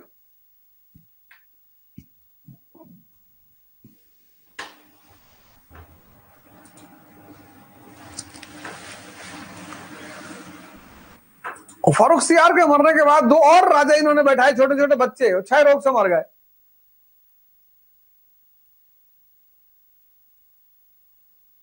और 1719 में 20 तक पहुंचते पहुंचते सैयद बंधु खत्म। अब दिल्ली की गद्दी पर एक आदमी बैठा, मोहम्मद शाह, 1720 में, जिसकी उपाधि है रंगीला।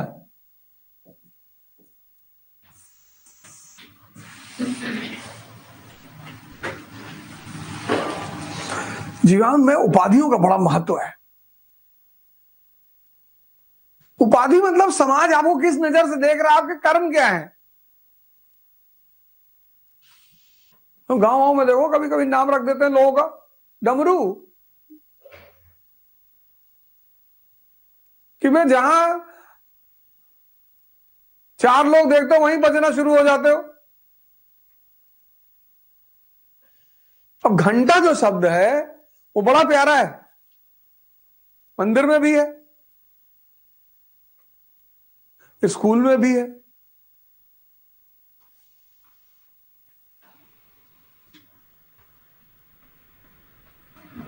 (1720 से 1748) मोहम्मद शाह रंगीला। अभी लास्ट में सबका पीडीएफ बना देंगे पूरा एकदम, बहादुर शाह, जहांगीर शाह, फारूक सियार, सबके विकास क्रम बना देंगे ऐसे, और सबको तुम जोड़ लेना, पिक्चर क्लियर। पढ़ रहे हो और यहां पिक्चर नहीं बन रही है तो पढ़ाई बेकार है।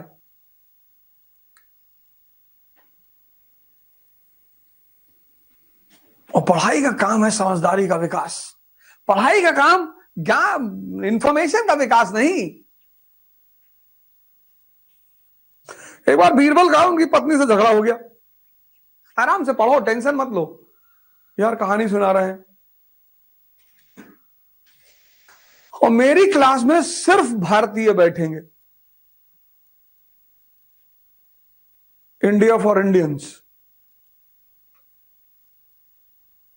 यार ये देश तुम्हारे हाथ में है, युवाओं के हाथ में। देखो क्या चल रहा है, देखो बाहर क्या चल रहा है।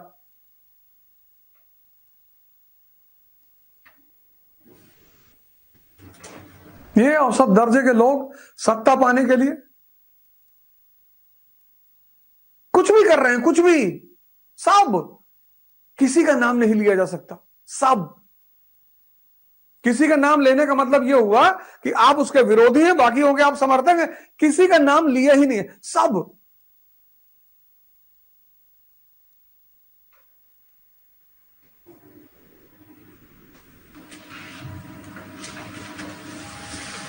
जहां सब नंगे हैं वहां क्या किसी का नाम लेना, सब।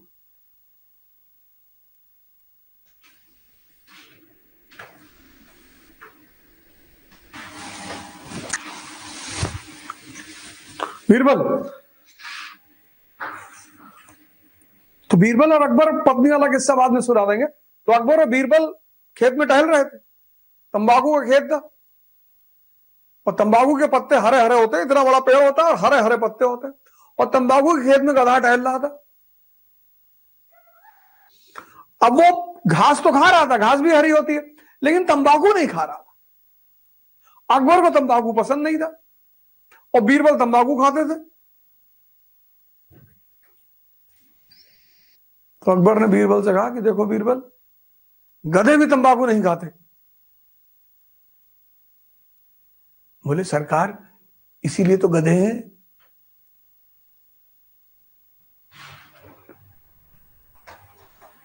सोचो, जो आदमी बादशाह से मजाक कर दिया देता रहा हो, जिल्ले इलाही, शैडो ऑफ अल्लाह, उससे मजाक कर दिए। एक दिन अकबर ने दरबार में कहा कि बीरबल यार, मैंने सपना देखा कि मैं शहद के नाले में गिरा हूं और तुम मैले के नाले में गिरे हो। बीरबल ने कहा सरकार, सपना मैंने भी देखा है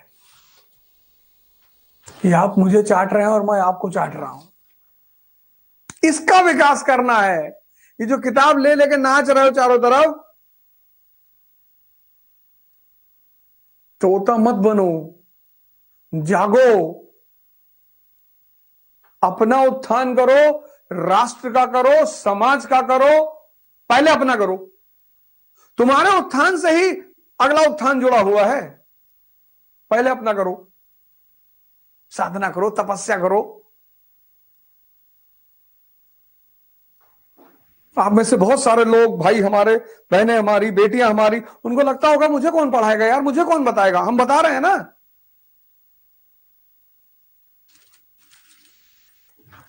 हम बता रहे हैं। अभी प्रीलिम्स का बताएंगे कैसे पढ़ा जाता है, मेंस का बताएंगे, 2-3 चैप्टर खत्म होने दो, अभी डायग्राम बना बना के बताएंगे, पढ़ो, हमसे सीखो और अपना विकास करो।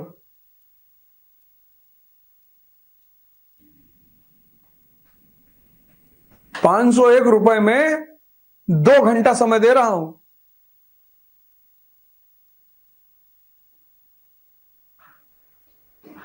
चाय पीना बंद कर दो, ₹5 की चाय है, ₹150 वहीं बच गया। चाय पियो, अदरक डाल लो, शहद डाल लो, गुड़ डाल लो, शहद नहीं मिलती है, गुड़ डाल लो, गुड़।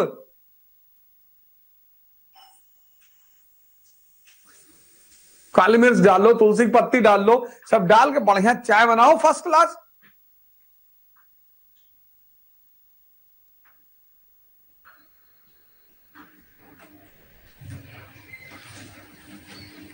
ये मोहम्मद शाह रंगीला 1720 से 1748। अब ये आदमी जब गद्दी पर बैठा तो मुगल तोपखाना जो है, आर्टिलरी,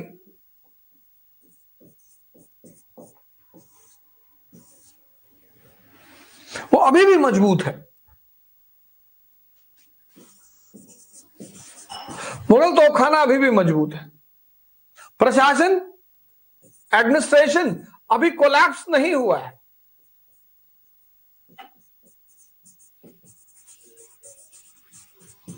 मतलब अभी खत्म नहीं हुआ है।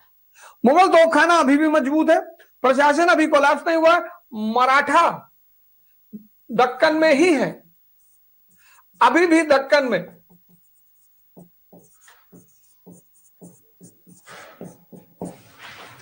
और राजपूत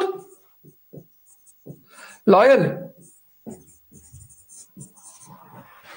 यह है परिस्थिति जब यह गद्दी पर बैठा। तोपखाना अभी भी मजबूत है, प्रशासन कोलैप्स नहीं हुआ है, मराठा अभी भी दक्कन में, और राजपूत लॉयल है।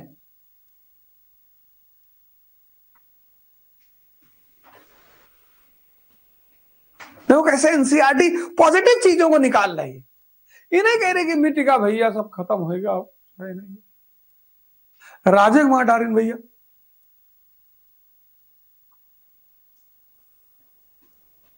अब इस परिस्थिति में मुगल राजवंश को क्या चाहिए? एक युग पुरुष चाहिए।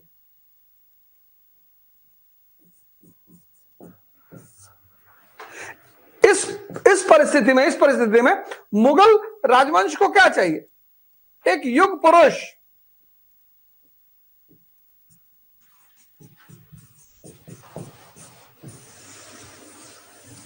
पर एनसीईआरटी क्या लिखती है? एनसीईआरटी लिखती है कि मुगल मोहम्मद शाह युग पुरुष नहीं था, दिमाग से कमजोर, ओछा। ओछा ओछा मतलब जानते हो कि अपने दरबारी की चिकोटी काट ली। राजा है, आईजी जो है अपने ड्राइवर को चिकोटी काट ले। तुम सोच के देखो इस बात को सिर्फ। ओछा, 5 रुपया देके सड़क पे पड़ा, उसको पैर रख के खड़े हो गए।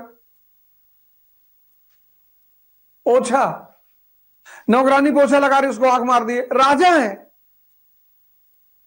देखो एनसीईआरटी किन शब्दों का प्रयोग कर रही है, वो शब्द सोचने लायक है। तुम तो ऐसे कलम लेके अंडरलाइन किए जा रहे हो। एनसीईआरटी चिल्ला रही कि भैया चुप, पढ़े जा रहे। ओछा, पढ़ना एक आनंद है अगर तुम सोच रहे हो तो। दिमागी रूप से कमजोर,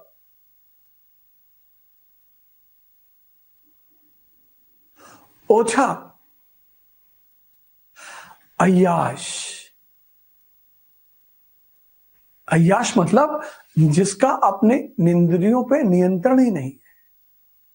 चिकन मिला, 3.5 किलो चिकन है खाएंगे। अरे आराम से खा लो भैया। जब तक पेट से लेके मुंह तक विद्रोह नहीं कर दिया कि अब ना ले पाएंगे अंदर। देखो 3 शब्दों का इस्तेमाल किया एनसीईआरटी ने उसके लिए।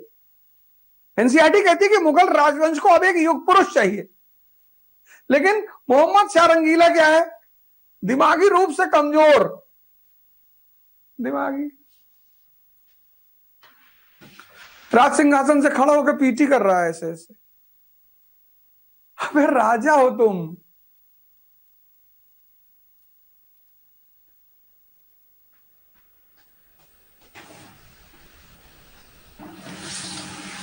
देखो मुन्ना त्रिपाठी और अखंडानंद त्रिपाठी में क्या फर्क है?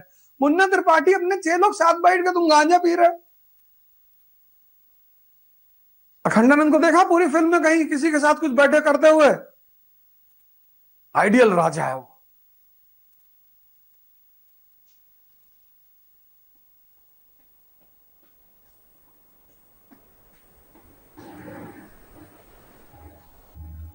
मुन्ना त्रिपाठी, मोहम्मद शाह रंगीला।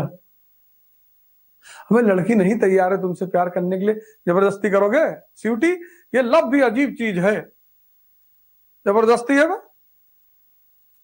खुद ही अपनी जीप पे लिखाए हैं किंग ऑफ मिर्जापुर। राजा लोग तुम्हें कहें। देखो लोग गाड़ी गाड़ी पे स्टिकर लगाए हैं।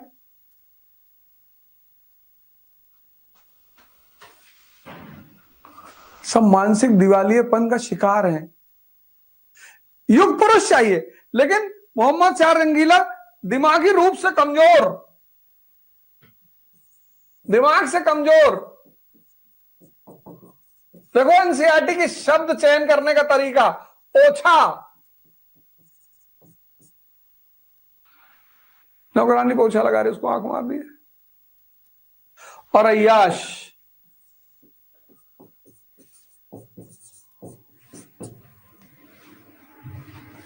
अय्याश, मुन्ना त्रिपाठी जा रहे हैं कोठे पे, गुड़िया से कह रहे हैं भाई लड़की बुलाओ, कह रही नहीं है, कह रहे बुलाओ।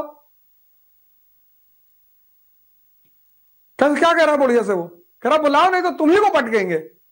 ऐसे बात करोगे तुम किसी से? इतना तुम्हारे ऊपर जुनून सवार है, इतने पागल हो तुम। ये मुन्ना त्रिपाठी का डिस्क्रिप्शन है। ज्यादा सोचने की जरूरत ही नहीं, ये मुन्ना त्रिपाठी हैं।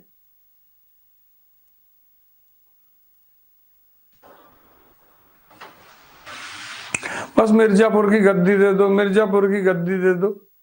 खुद को तो चला ही नहीं पा रहे हो,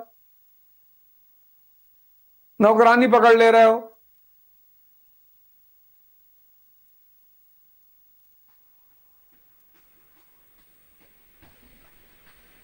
जीवन में हर चीज का एक आदर्श होना चाहिए। शेर क्यों, शेर शब्द है वो भी जानवर, लेकिन कितना गरिमा से यूज होता है शेर।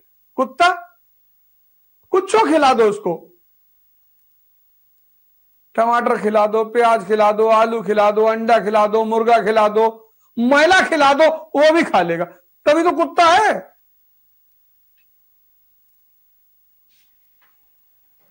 शेर, उसका एक स्टैंडर्ड है, पैरामीटर। मरा हुआ जानवर नहीं खाएगा वो, तभी तो शेर गरिमा का सूचक है। शिकार करेंगे, मारेंगे, दौड़ाएंगे तुमको। है दोनों जानवर, लेकिन जो तुम्हारा व्यवहार है, जो तुम्हारा व्यक्तित्व है, वो तुम्हें गरिमा दिलाता है। करते दोनों वही काम है।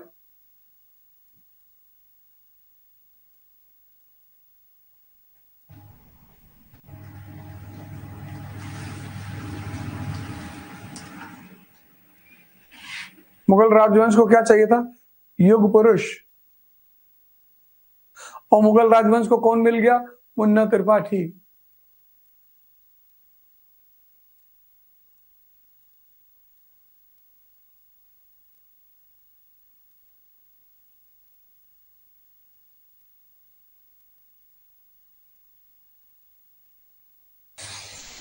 अब एक तो ये क्वालिटी, उसके साथ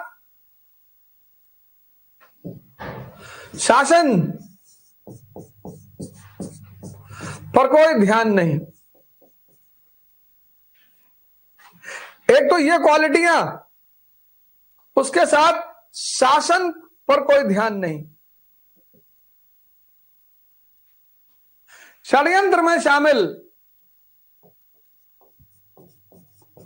षड्यंत्र में शामिल। अब जोड़ना, इन दोनों चीजों को जोड़ना। एक तो ये क्वालिटी, एक तो करेला, ऊपर से नीम चढ़ा। शासन पे ध्यान नहीं, षड्यंत्र में शामिल। और सुनो, और सबसे मजेदार, जो दरबारी घूस लेते थे उसमें हिस्सा मांगता था कि भैया 5 रुपया हमको भी दे दो। तुम सोचकर, आंख बंद करके एक बार सोच के देखो, अकबर, मुगल बादशाह, उसके खानदान के लोग अपने चपरासी से 5 रुपया मांग रहे हैं, दरबारियों से ब्राइब में हिस्सा।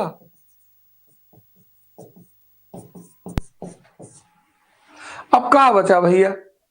अब दोनों को मिला लो, इन दोनों को मिला के एक पिक्चर बनाओ इसकी तुम।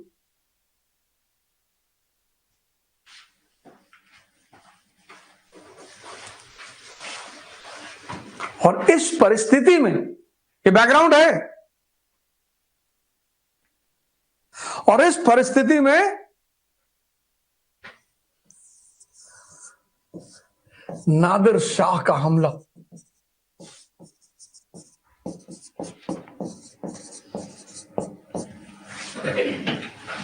सेवनटीन 39, साम्राज्य फूट का शिकार, द्वेष का शिकार, विरोध का शिकार निश्चित ही नहीं हो पाया। फौज को लेकर, सेनापति को लेकर निश्चित ही नहीं हो पाया। पढ़ो एनसीईआरटी। ये राजा की स्थिति है, और राज्य की तुम्हें पता ही है, राज्य और राजा दोनों संकट में। और नादिर शाह, सोने की चिड़िया भारत असहाय बिलखता हुआ। भैया हमको महमूद ने लूटा भैया, भैया हमको तैमूर लेम ने लूटा भैया। अबे तुम लूटे नहीं जाओगे, लड़ रहे हो आपस में, तुमको शर्म नहीं आ रही है? हम ये हैं, हम वो हैं, हम परशुराम हैं, हम अंबेडकर हैं। एक तो किताब नहीं पढ़े होगे कायदे से। अंबेडकर बनना आसान है?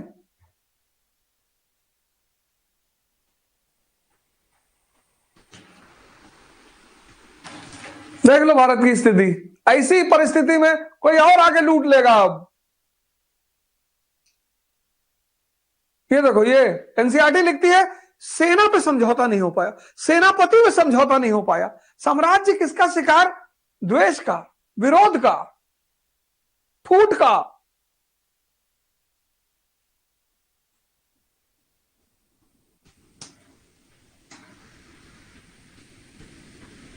राज्य की स्थिति खराब,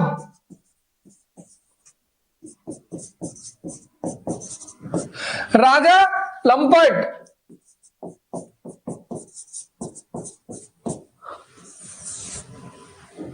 दरबार द्वेष का शिकार, द्वेष का,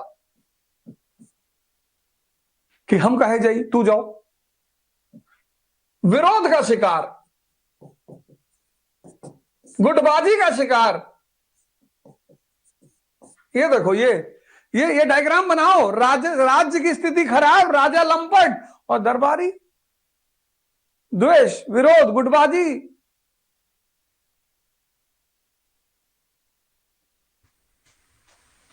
ये देखो, ये इसे बनाओ ना ट्रायंगल ऐसे। राज्य, राजा और दरबार, सबकी स्थितियां नोट कर लो। और इस परिस्थिति में करनाल का युद्ध, कोई भी एक बच्चा भी चला आता मध्य एशिया से, बच्चा 10-20 घुड़सवार लेके चला आया होता, बहुत मारता इनको। भैया हमको महमूद गजनी ने लूट लिया भैया। हम भैया सीधे शरीफ लोग, तुम सीधे हो?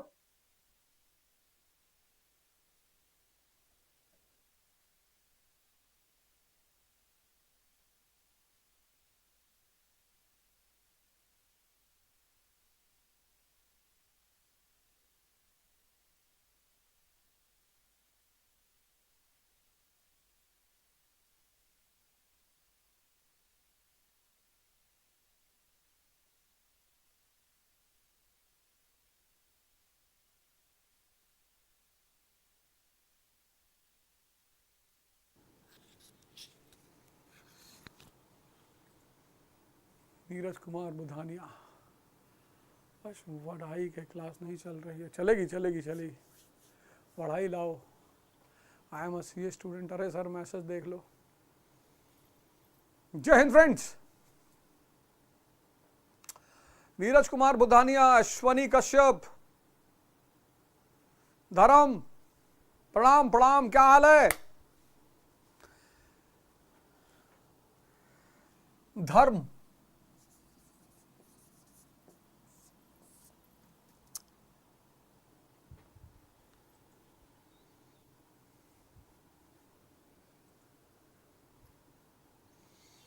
बढ़ाई होने जा रहा है, बढ़ाई होगा। अब धर्म पर धर्म बढ़ाई का विषय है। पढ़ाई तो हो गया, कैसा चल रहा है पढ़ाई?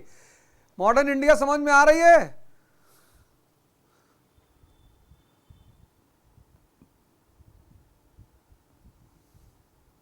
मॉडर्न इंडिया समझ में आ रही कि नहीं, पहले ये बताओ।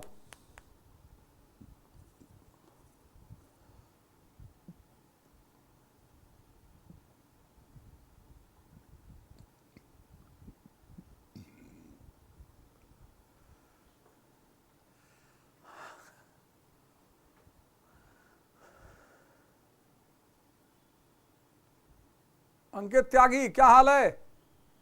देखो भैया, पहली बात तो सुबह सबको उठना है 5 बजे, और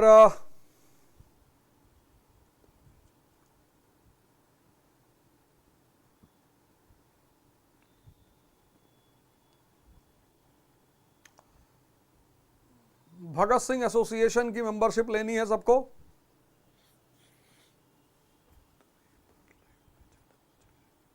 लाइव पढ़ाएंगे बेटा, सेकंड चैप्टर से लाइव पढ़ाएंगे, सेकंड चैप्टर से। फर्स्ट चैप्टर था, रिकॉर्ड कर लिए थे पहले ही, तो हमने कहा चलो कर लो, तो मैं धर्म तब तक वढ़ाई में आया करूंगा लाइव, 1 घंटा लाइव रहा करूंगा तुम लोगों के साथ। उसके बाद पॉलिटी पढ़ेंगे।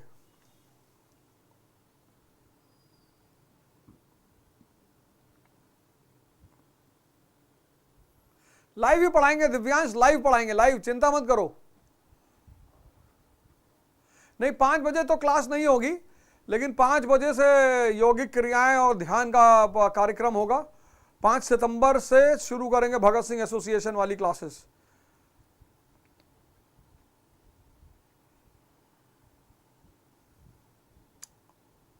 और जिग्नेश भाई क्या हाल है?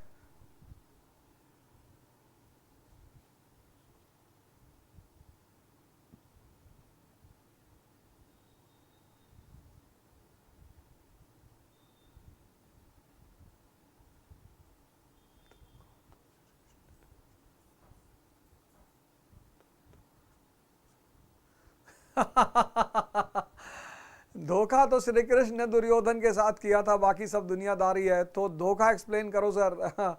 धोखा कुछ नहीं होता दुनिया में। खैर मैं एक्सप्लेन करूंगा, कोई बात नहीं। पहले आज हम धर्म पे चर्चा करेंगे। धर्म जो है ना वो एक विषय है, सब्जेक्ट, इट्स अ सब्जेक्ट, वो एक विषय है। और बहुत मैं बताऊंगा आपको कि धर्म कितनी बड़ी चीज है। आज थोड़ा सा साइंस पढ़ लिया, थोड़ा न्यूटन पढ़ लिया, थोड़ा गैलीलियो पढ़ लिया तो लोग उड़ने लगता अभी सब फ्रॉड है। ऐसा नहीं है। जो व्यक्ति पाखंडी है वो परेशान है। जो व्यक्ति धार्मिक है वो कभी परेशान हो ही नहीं सकता। वो चाहे हिंदू हो, चाहे मुसलमान हो, चाहे ईसाई हो, चाहे सिख हो। जो धार्मिक रूप से पाखंडी है, पाखंडी मतलब उसको पता ही नहीं है किसी प्रिंसिपल का मतलब, किसी थ्योरी का मतलब। भाई न्यूटन का नियम अगर नहीं समझ में आता है तो साइंस पढ़ने से फायदा ही क्या है?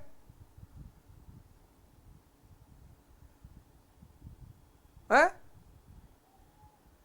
अरे यार दीप, अभी भी तुमको लग रहा लाइव है कि नहीं?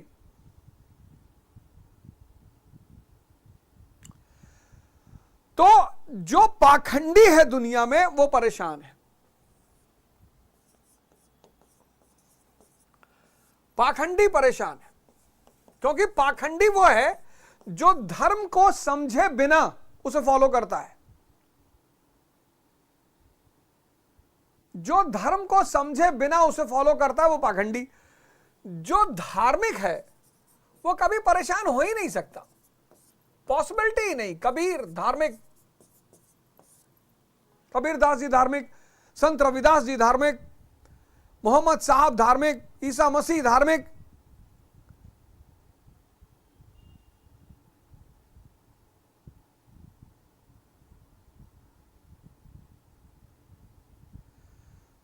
है? ओके दीप, क्लियर हो गया ना? अब देखो यार, इसीलिए मैंने पहला वढ़ाई का जो पहला मुद्दा उठाया वो धर्म उठाया। हम सबको धर्म को समझना है, धर्म का पालन करना है, धर्म के रास्ते पर चलना है, पाखंडी नहीं बनना है। और 6 महीना 6 महीना तो मैंने बहुत कह दिया। 1 महीने बाद तुमको रिजल्ट दिखाई पड़ना शुरू हो जाएगा। और 6 महीने बाद गारंटी है तुम्हारा जीवन बदल जाएगा। अरे 100 में 86 नंबर आया तुम्हारा हिस्ट्री में, मेरी वजह से। अरे यार लोग बाहर कहते हैं कि मैं पढ़ाता ही नहीं। अभी स्टूडेंट मूवमेंट जब हुआ था तो बहुत सारे स्टूडेंटों ने कहा सर वो तो पढ़ाता ही नहीं है, सर वो तो अवध ओझा तो पढ़ाता ही नहीं है। तो पता नहीं भैया, पता नहीं तुम कैसे कह रहे हो। अरे यार धीरज यार, पढ़ो यार, आधा घंटा काहे परेशान हो रहे हो? अभी अच्छे विचार लेके सोने जाना, हाथ पैर धुलना, माँ बाप को प्रणाम करना, ये सब करना जरूर। अभी हाथ पैर धुलना बढ़िया, कोर्स ये शो खत्म होने के बाद उसके बाद माँ बाप को जाके प्रणाम करना और ध्यान के अवस्था में सो जाओ और सुबह 5 बजे उठो। जय साईनाथ, जय साईनाथ। समझे? तो ये एक विषय है, जैसे फिजिक्स एक विषय है, केमिस्ट्री एक विषय है, हिस्ट्री एक विषय है, बायोलॉजी एक विषय, ऐसे धर्म भी एक विषय है। इस विषय के कई सारे चैप्टर हैं, जैसे रिचुअल एक चैप्टर है, कर्मकांड वो एक चैप्टर है, उसका अपना अलग महत्व है, कर्मकांड रिचुअल। दूसरा है तंत्रा, ये एक चैप्टर है। तीसरा है कल्चर, ये सब धर्म के चैप्टर हैं, धर्म विषय है, ये सब उसके चैप्टर हैं। रिचुअल चैप्टर है, रिचुअल मतलब कर्मकांड चैप्टर है, क्यों करना चाहिए कर्मकांड, कर्मकांड का क्या महत्व है। तंत्रा उसका एक चैप्टर है, कल्चर उसका एक चैप्टर है, स्पिरिचुअलिज्म अध्यात्म उसका एक चैप्टर है।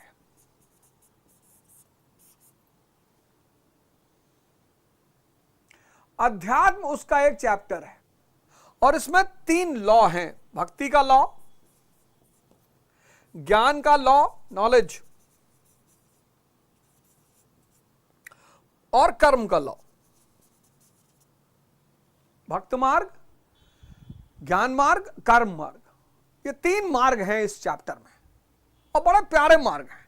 लेकिन इन चैप्टरों पर आने से पहले, इससे पहले कि मैं डिसिप्लिन, नितिन गुप्ता चिंता मत करो, परमानेंट तुम लोग को डिसिप्लिन सब, पर जितना मैं कहता हूं उतना करो जरूर। जैसे अभी जब ये शो खत्म होगा तो जो है हाथ पैर बाकायदा धुल के, और जिस धर्म के तुम हो, सारे धर्म दुनिया में अच्छे हैं, मुझे कोई साबित कर दे कि कोई एक धर्म खराब है, मैं पढ़ाना ही छोड़ दूं। धर्म सारे अच्छे हैं, सबका एक ही सिद्धांत है, धर्म कोई बुरा ही नहीं है। धर्म को मानने वाले, दिव्यांशु पांडे सर सेक्स को कैसे हैंडल करूं, अरे भैया उसी पे तो वो लड़की बोली कि वो सिर्फ सेक्स की बातें करते हैं, अब तो मैं सेक्स पे नहीं बोलूंगा भैया, अब भैया पांडे जी हमको माफ कर दो, अब हम ना बोल पाएंगे भैया। कहीं वो तो पढ़ाते ही नहीं है, वो पता नहीं कौन बिटिया है बेचारी, वो कह रही थी कि जो है कि सिर्फ सेक्स की बातें करते हैं और पढ़ाते ही नहीं है यार।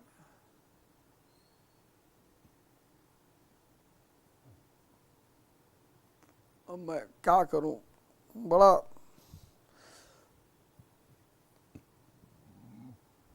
बड़ा जो है हरि अनंत हरि कथा अनंता, और बहुविध कहां सुने सब संता। सर ऑब्जर्वेशन कैसे डेवलप करें, क्या ये ऑब्जर्वेशन, क्या है ऑब्जर्वेशन, बताएंगे, सब बताएंगे, तुम काहे चिंता कर रहे हो यार। पढ़ाएंगे संभोग से समाधि तो अगला चैप्टर वहीं उठाएंगे, चिंता मत करो, अभी तो ये सब ट्रेलर चल रहा है। अब धर्म क्या है। Birds, stars like sun, satellite, moon, trees, animals,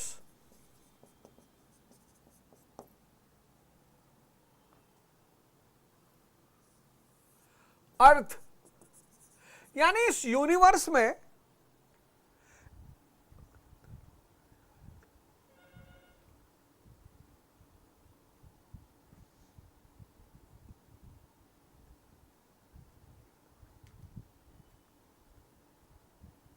क्या हुआ धीरज, सोने जा रहे हो क्या? नहीं आशु, अभी आर्ट एंड कल्चर कंप्लीट नहीं हुआ है, उसका 4 या 5 लेक्चर बचा है, उसमें मैं कंप्लीट कर दूंगा, अपलोड करा दूंगा, वो फ्री डाउनलोड करा दूंगा, वो तुम लोग देख लेना, वो नहीं होगा तो मैं यूट्यूब पे ही डाल दूंगा उसको। 4-5 लेक्चर है, उसको मैं कर दूंगा।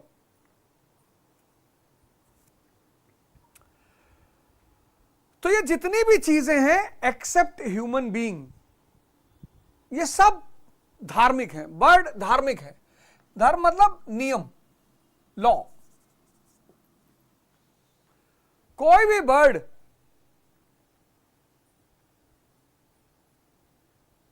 कोई भी चिड़िया अंधेरे में घूमते हुए नहीं मिलेगी। अपवाद अपनी जगह है, अपवाद अपनी जगह है। ये सब धर्म का पालन करते हैं, सब, ये सब धार्मिक है, चिड़िया सारी धार्मिक है। जो खाना जिसके लिए प्रिस्क्राइब्ड है वो वही खाना खाएगा। सुबह जैसे सूर्य की किरण निकलने वाली होगी, चिड़िया जग जाएगी। सूरज डूबा, चिड़िया सब सो गई।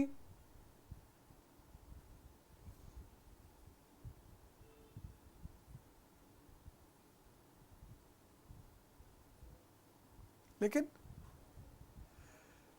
सूरज धार्मिक है, चंद्रमा धार्मिक है, एनिमल्स धार्मिक है, सब नियम से बंधे हुए हैं, लॉज, और कोई भी नियम को नहीं तोड़ता। ये सब धार्मिक है। ओ बंसल नमस्ते नमस्ते, ये सब धार्मिक है। ह्यूमन बीइंग जो है, इंसान,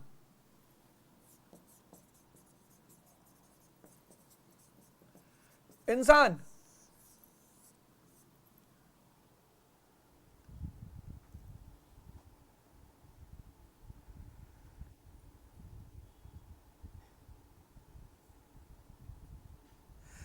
इसका सबसे बड़ा जो आनंद है वो है स्वच्छंदता। रात भर खाना खाएगा, ये पूरी रात खाना खाएगा। लखनऊ इलाहाबाद जैसे शहरों में रात रात ऐसी ऐसी एरिया बन गई जहां रात रात रेस्टोरेंट खुले हुए हैं। भैया रात में खाना खाना जहर के समान है, जहर। खासकर 40 के बाद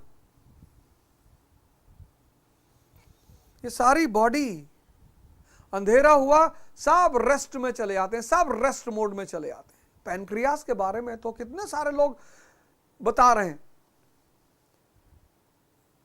पैनक्रियास के बारे में कितने सारे लोग बता रहे हैं कि सुबह 8 बजे पैनक्रिया एक्टिव होती है और शाम को 8 बजे डीएक्टिवेट हो जाती है। तो अगर पैनक्रिया के एक्टिव होते खाना खा लिया, किसी भी बंदर को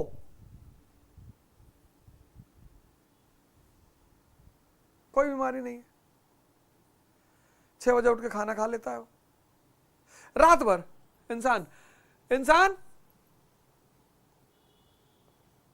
रात भर जगेगा, पूरी रात जगेगा, रात भर खाना खाएगा, चटोरी गली जाएगा, फिर रात भर जगेगा,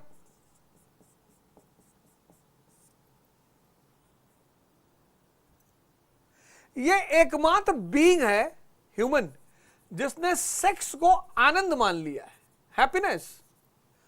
ऐसा लगता है कि आज अगर मूवी, टीवी, वीडियो सब देखो अगर,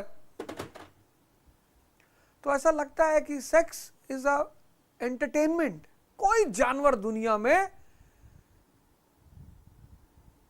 सब रिप्रोडक्शन के लिए सेक्स करते हैं,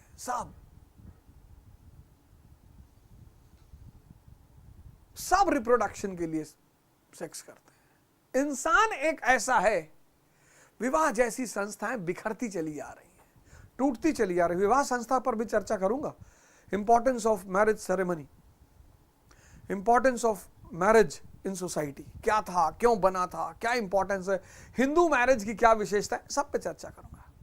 इंसान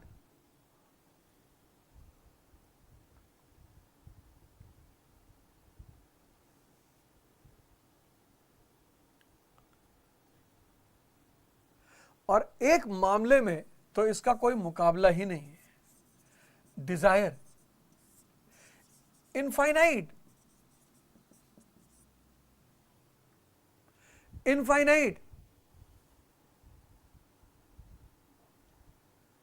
मतलब जिन लोगों के पास मर्सिडीज है, मैं सोचता हूं कम से कम उनको तो खुश होना चाहिए।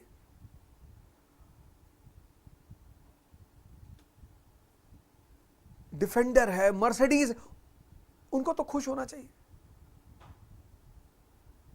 दुखी है। दुनिया का सबसे बड़ा आश्चर्य है,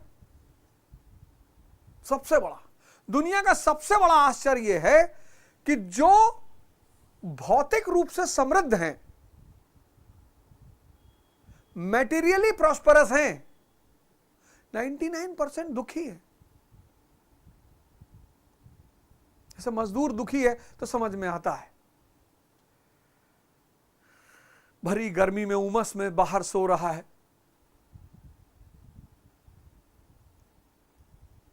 मजदूरी कर रहा है, बढ़िया खाना नहीं खा पा रहा है। लेकिन जो मैटेरियली प्रॉस्परस है वो भी दुखी है।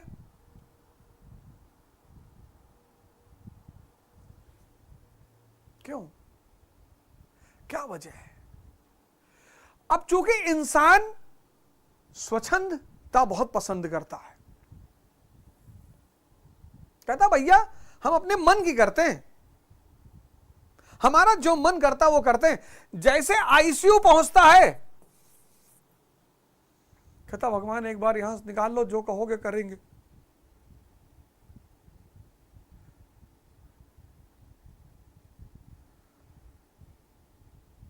तो फ्री विल इंसान को भगवान की तरफ से सबसे बड़ी गिफ्ट है। फ्री विल चूज करो तुम। तो धर्म का necessity is the mother of invention. Necessity is the mother of invention.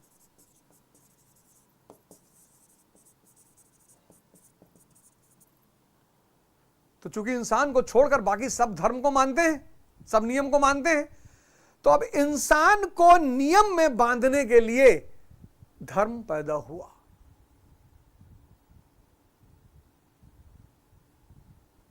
इंसान को नियम में बांधने के लिए, लॉज,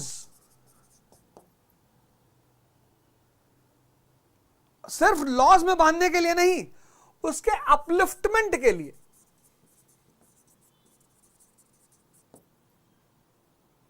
यह नियम में बंधने से संस्कार पैदा होगा। यह संस्कार है, यह अधूरी चीज है। कुछ लोग इसी फेज पर रुक जाते हैं, कुछ लोग इसी फेज पर रुक जाते हैं। सुबह 4 बजे उठते हैं, पूजा करते हैं, नमाज पढ़ते हैं, एकदम नियम ढंग से रहते हैं, लेकिन इसी फेज पर रुक जाते हैं। बड़े संस्कारी होते हैं जीवन में, पर संतुष्टि वहां भी है। तो upliftment from lower level to higher level, from senses to conscious.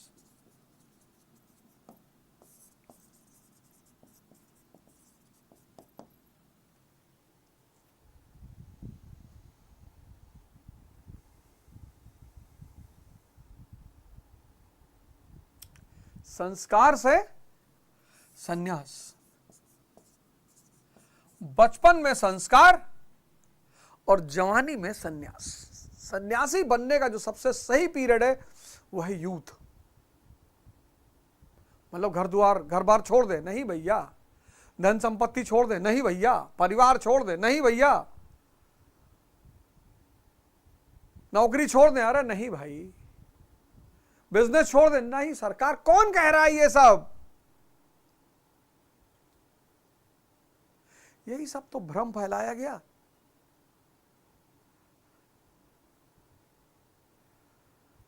भौतिकता का भोग सन्यासी के अलावा कोई कर ही नहीं सकता। Materialism can only be enjoyed by a सन्यासी।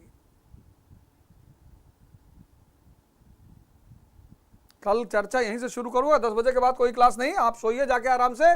भौतिकता का भोग, भौतिकता का भोग सन्यासी के सिवा कोई कर ही नहीं सकता। यही लाइन लिख लीजिए, कल यहीं से चर्चा करूंगा। Materialism can be enjoyed truly only by a सन्यासी।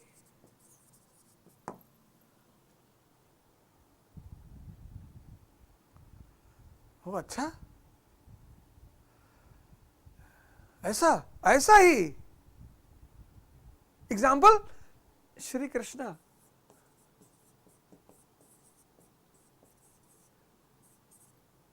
इनसे बड़ा योगी और इनसे बड़ा भोगी राजा हैं,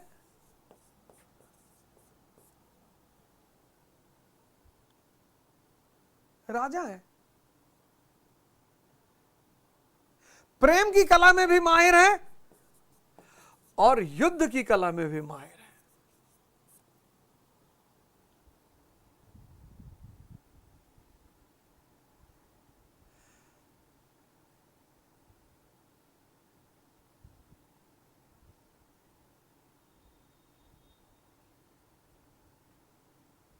तो कल इसी लाइन से चर्चा शुरुआत होगी।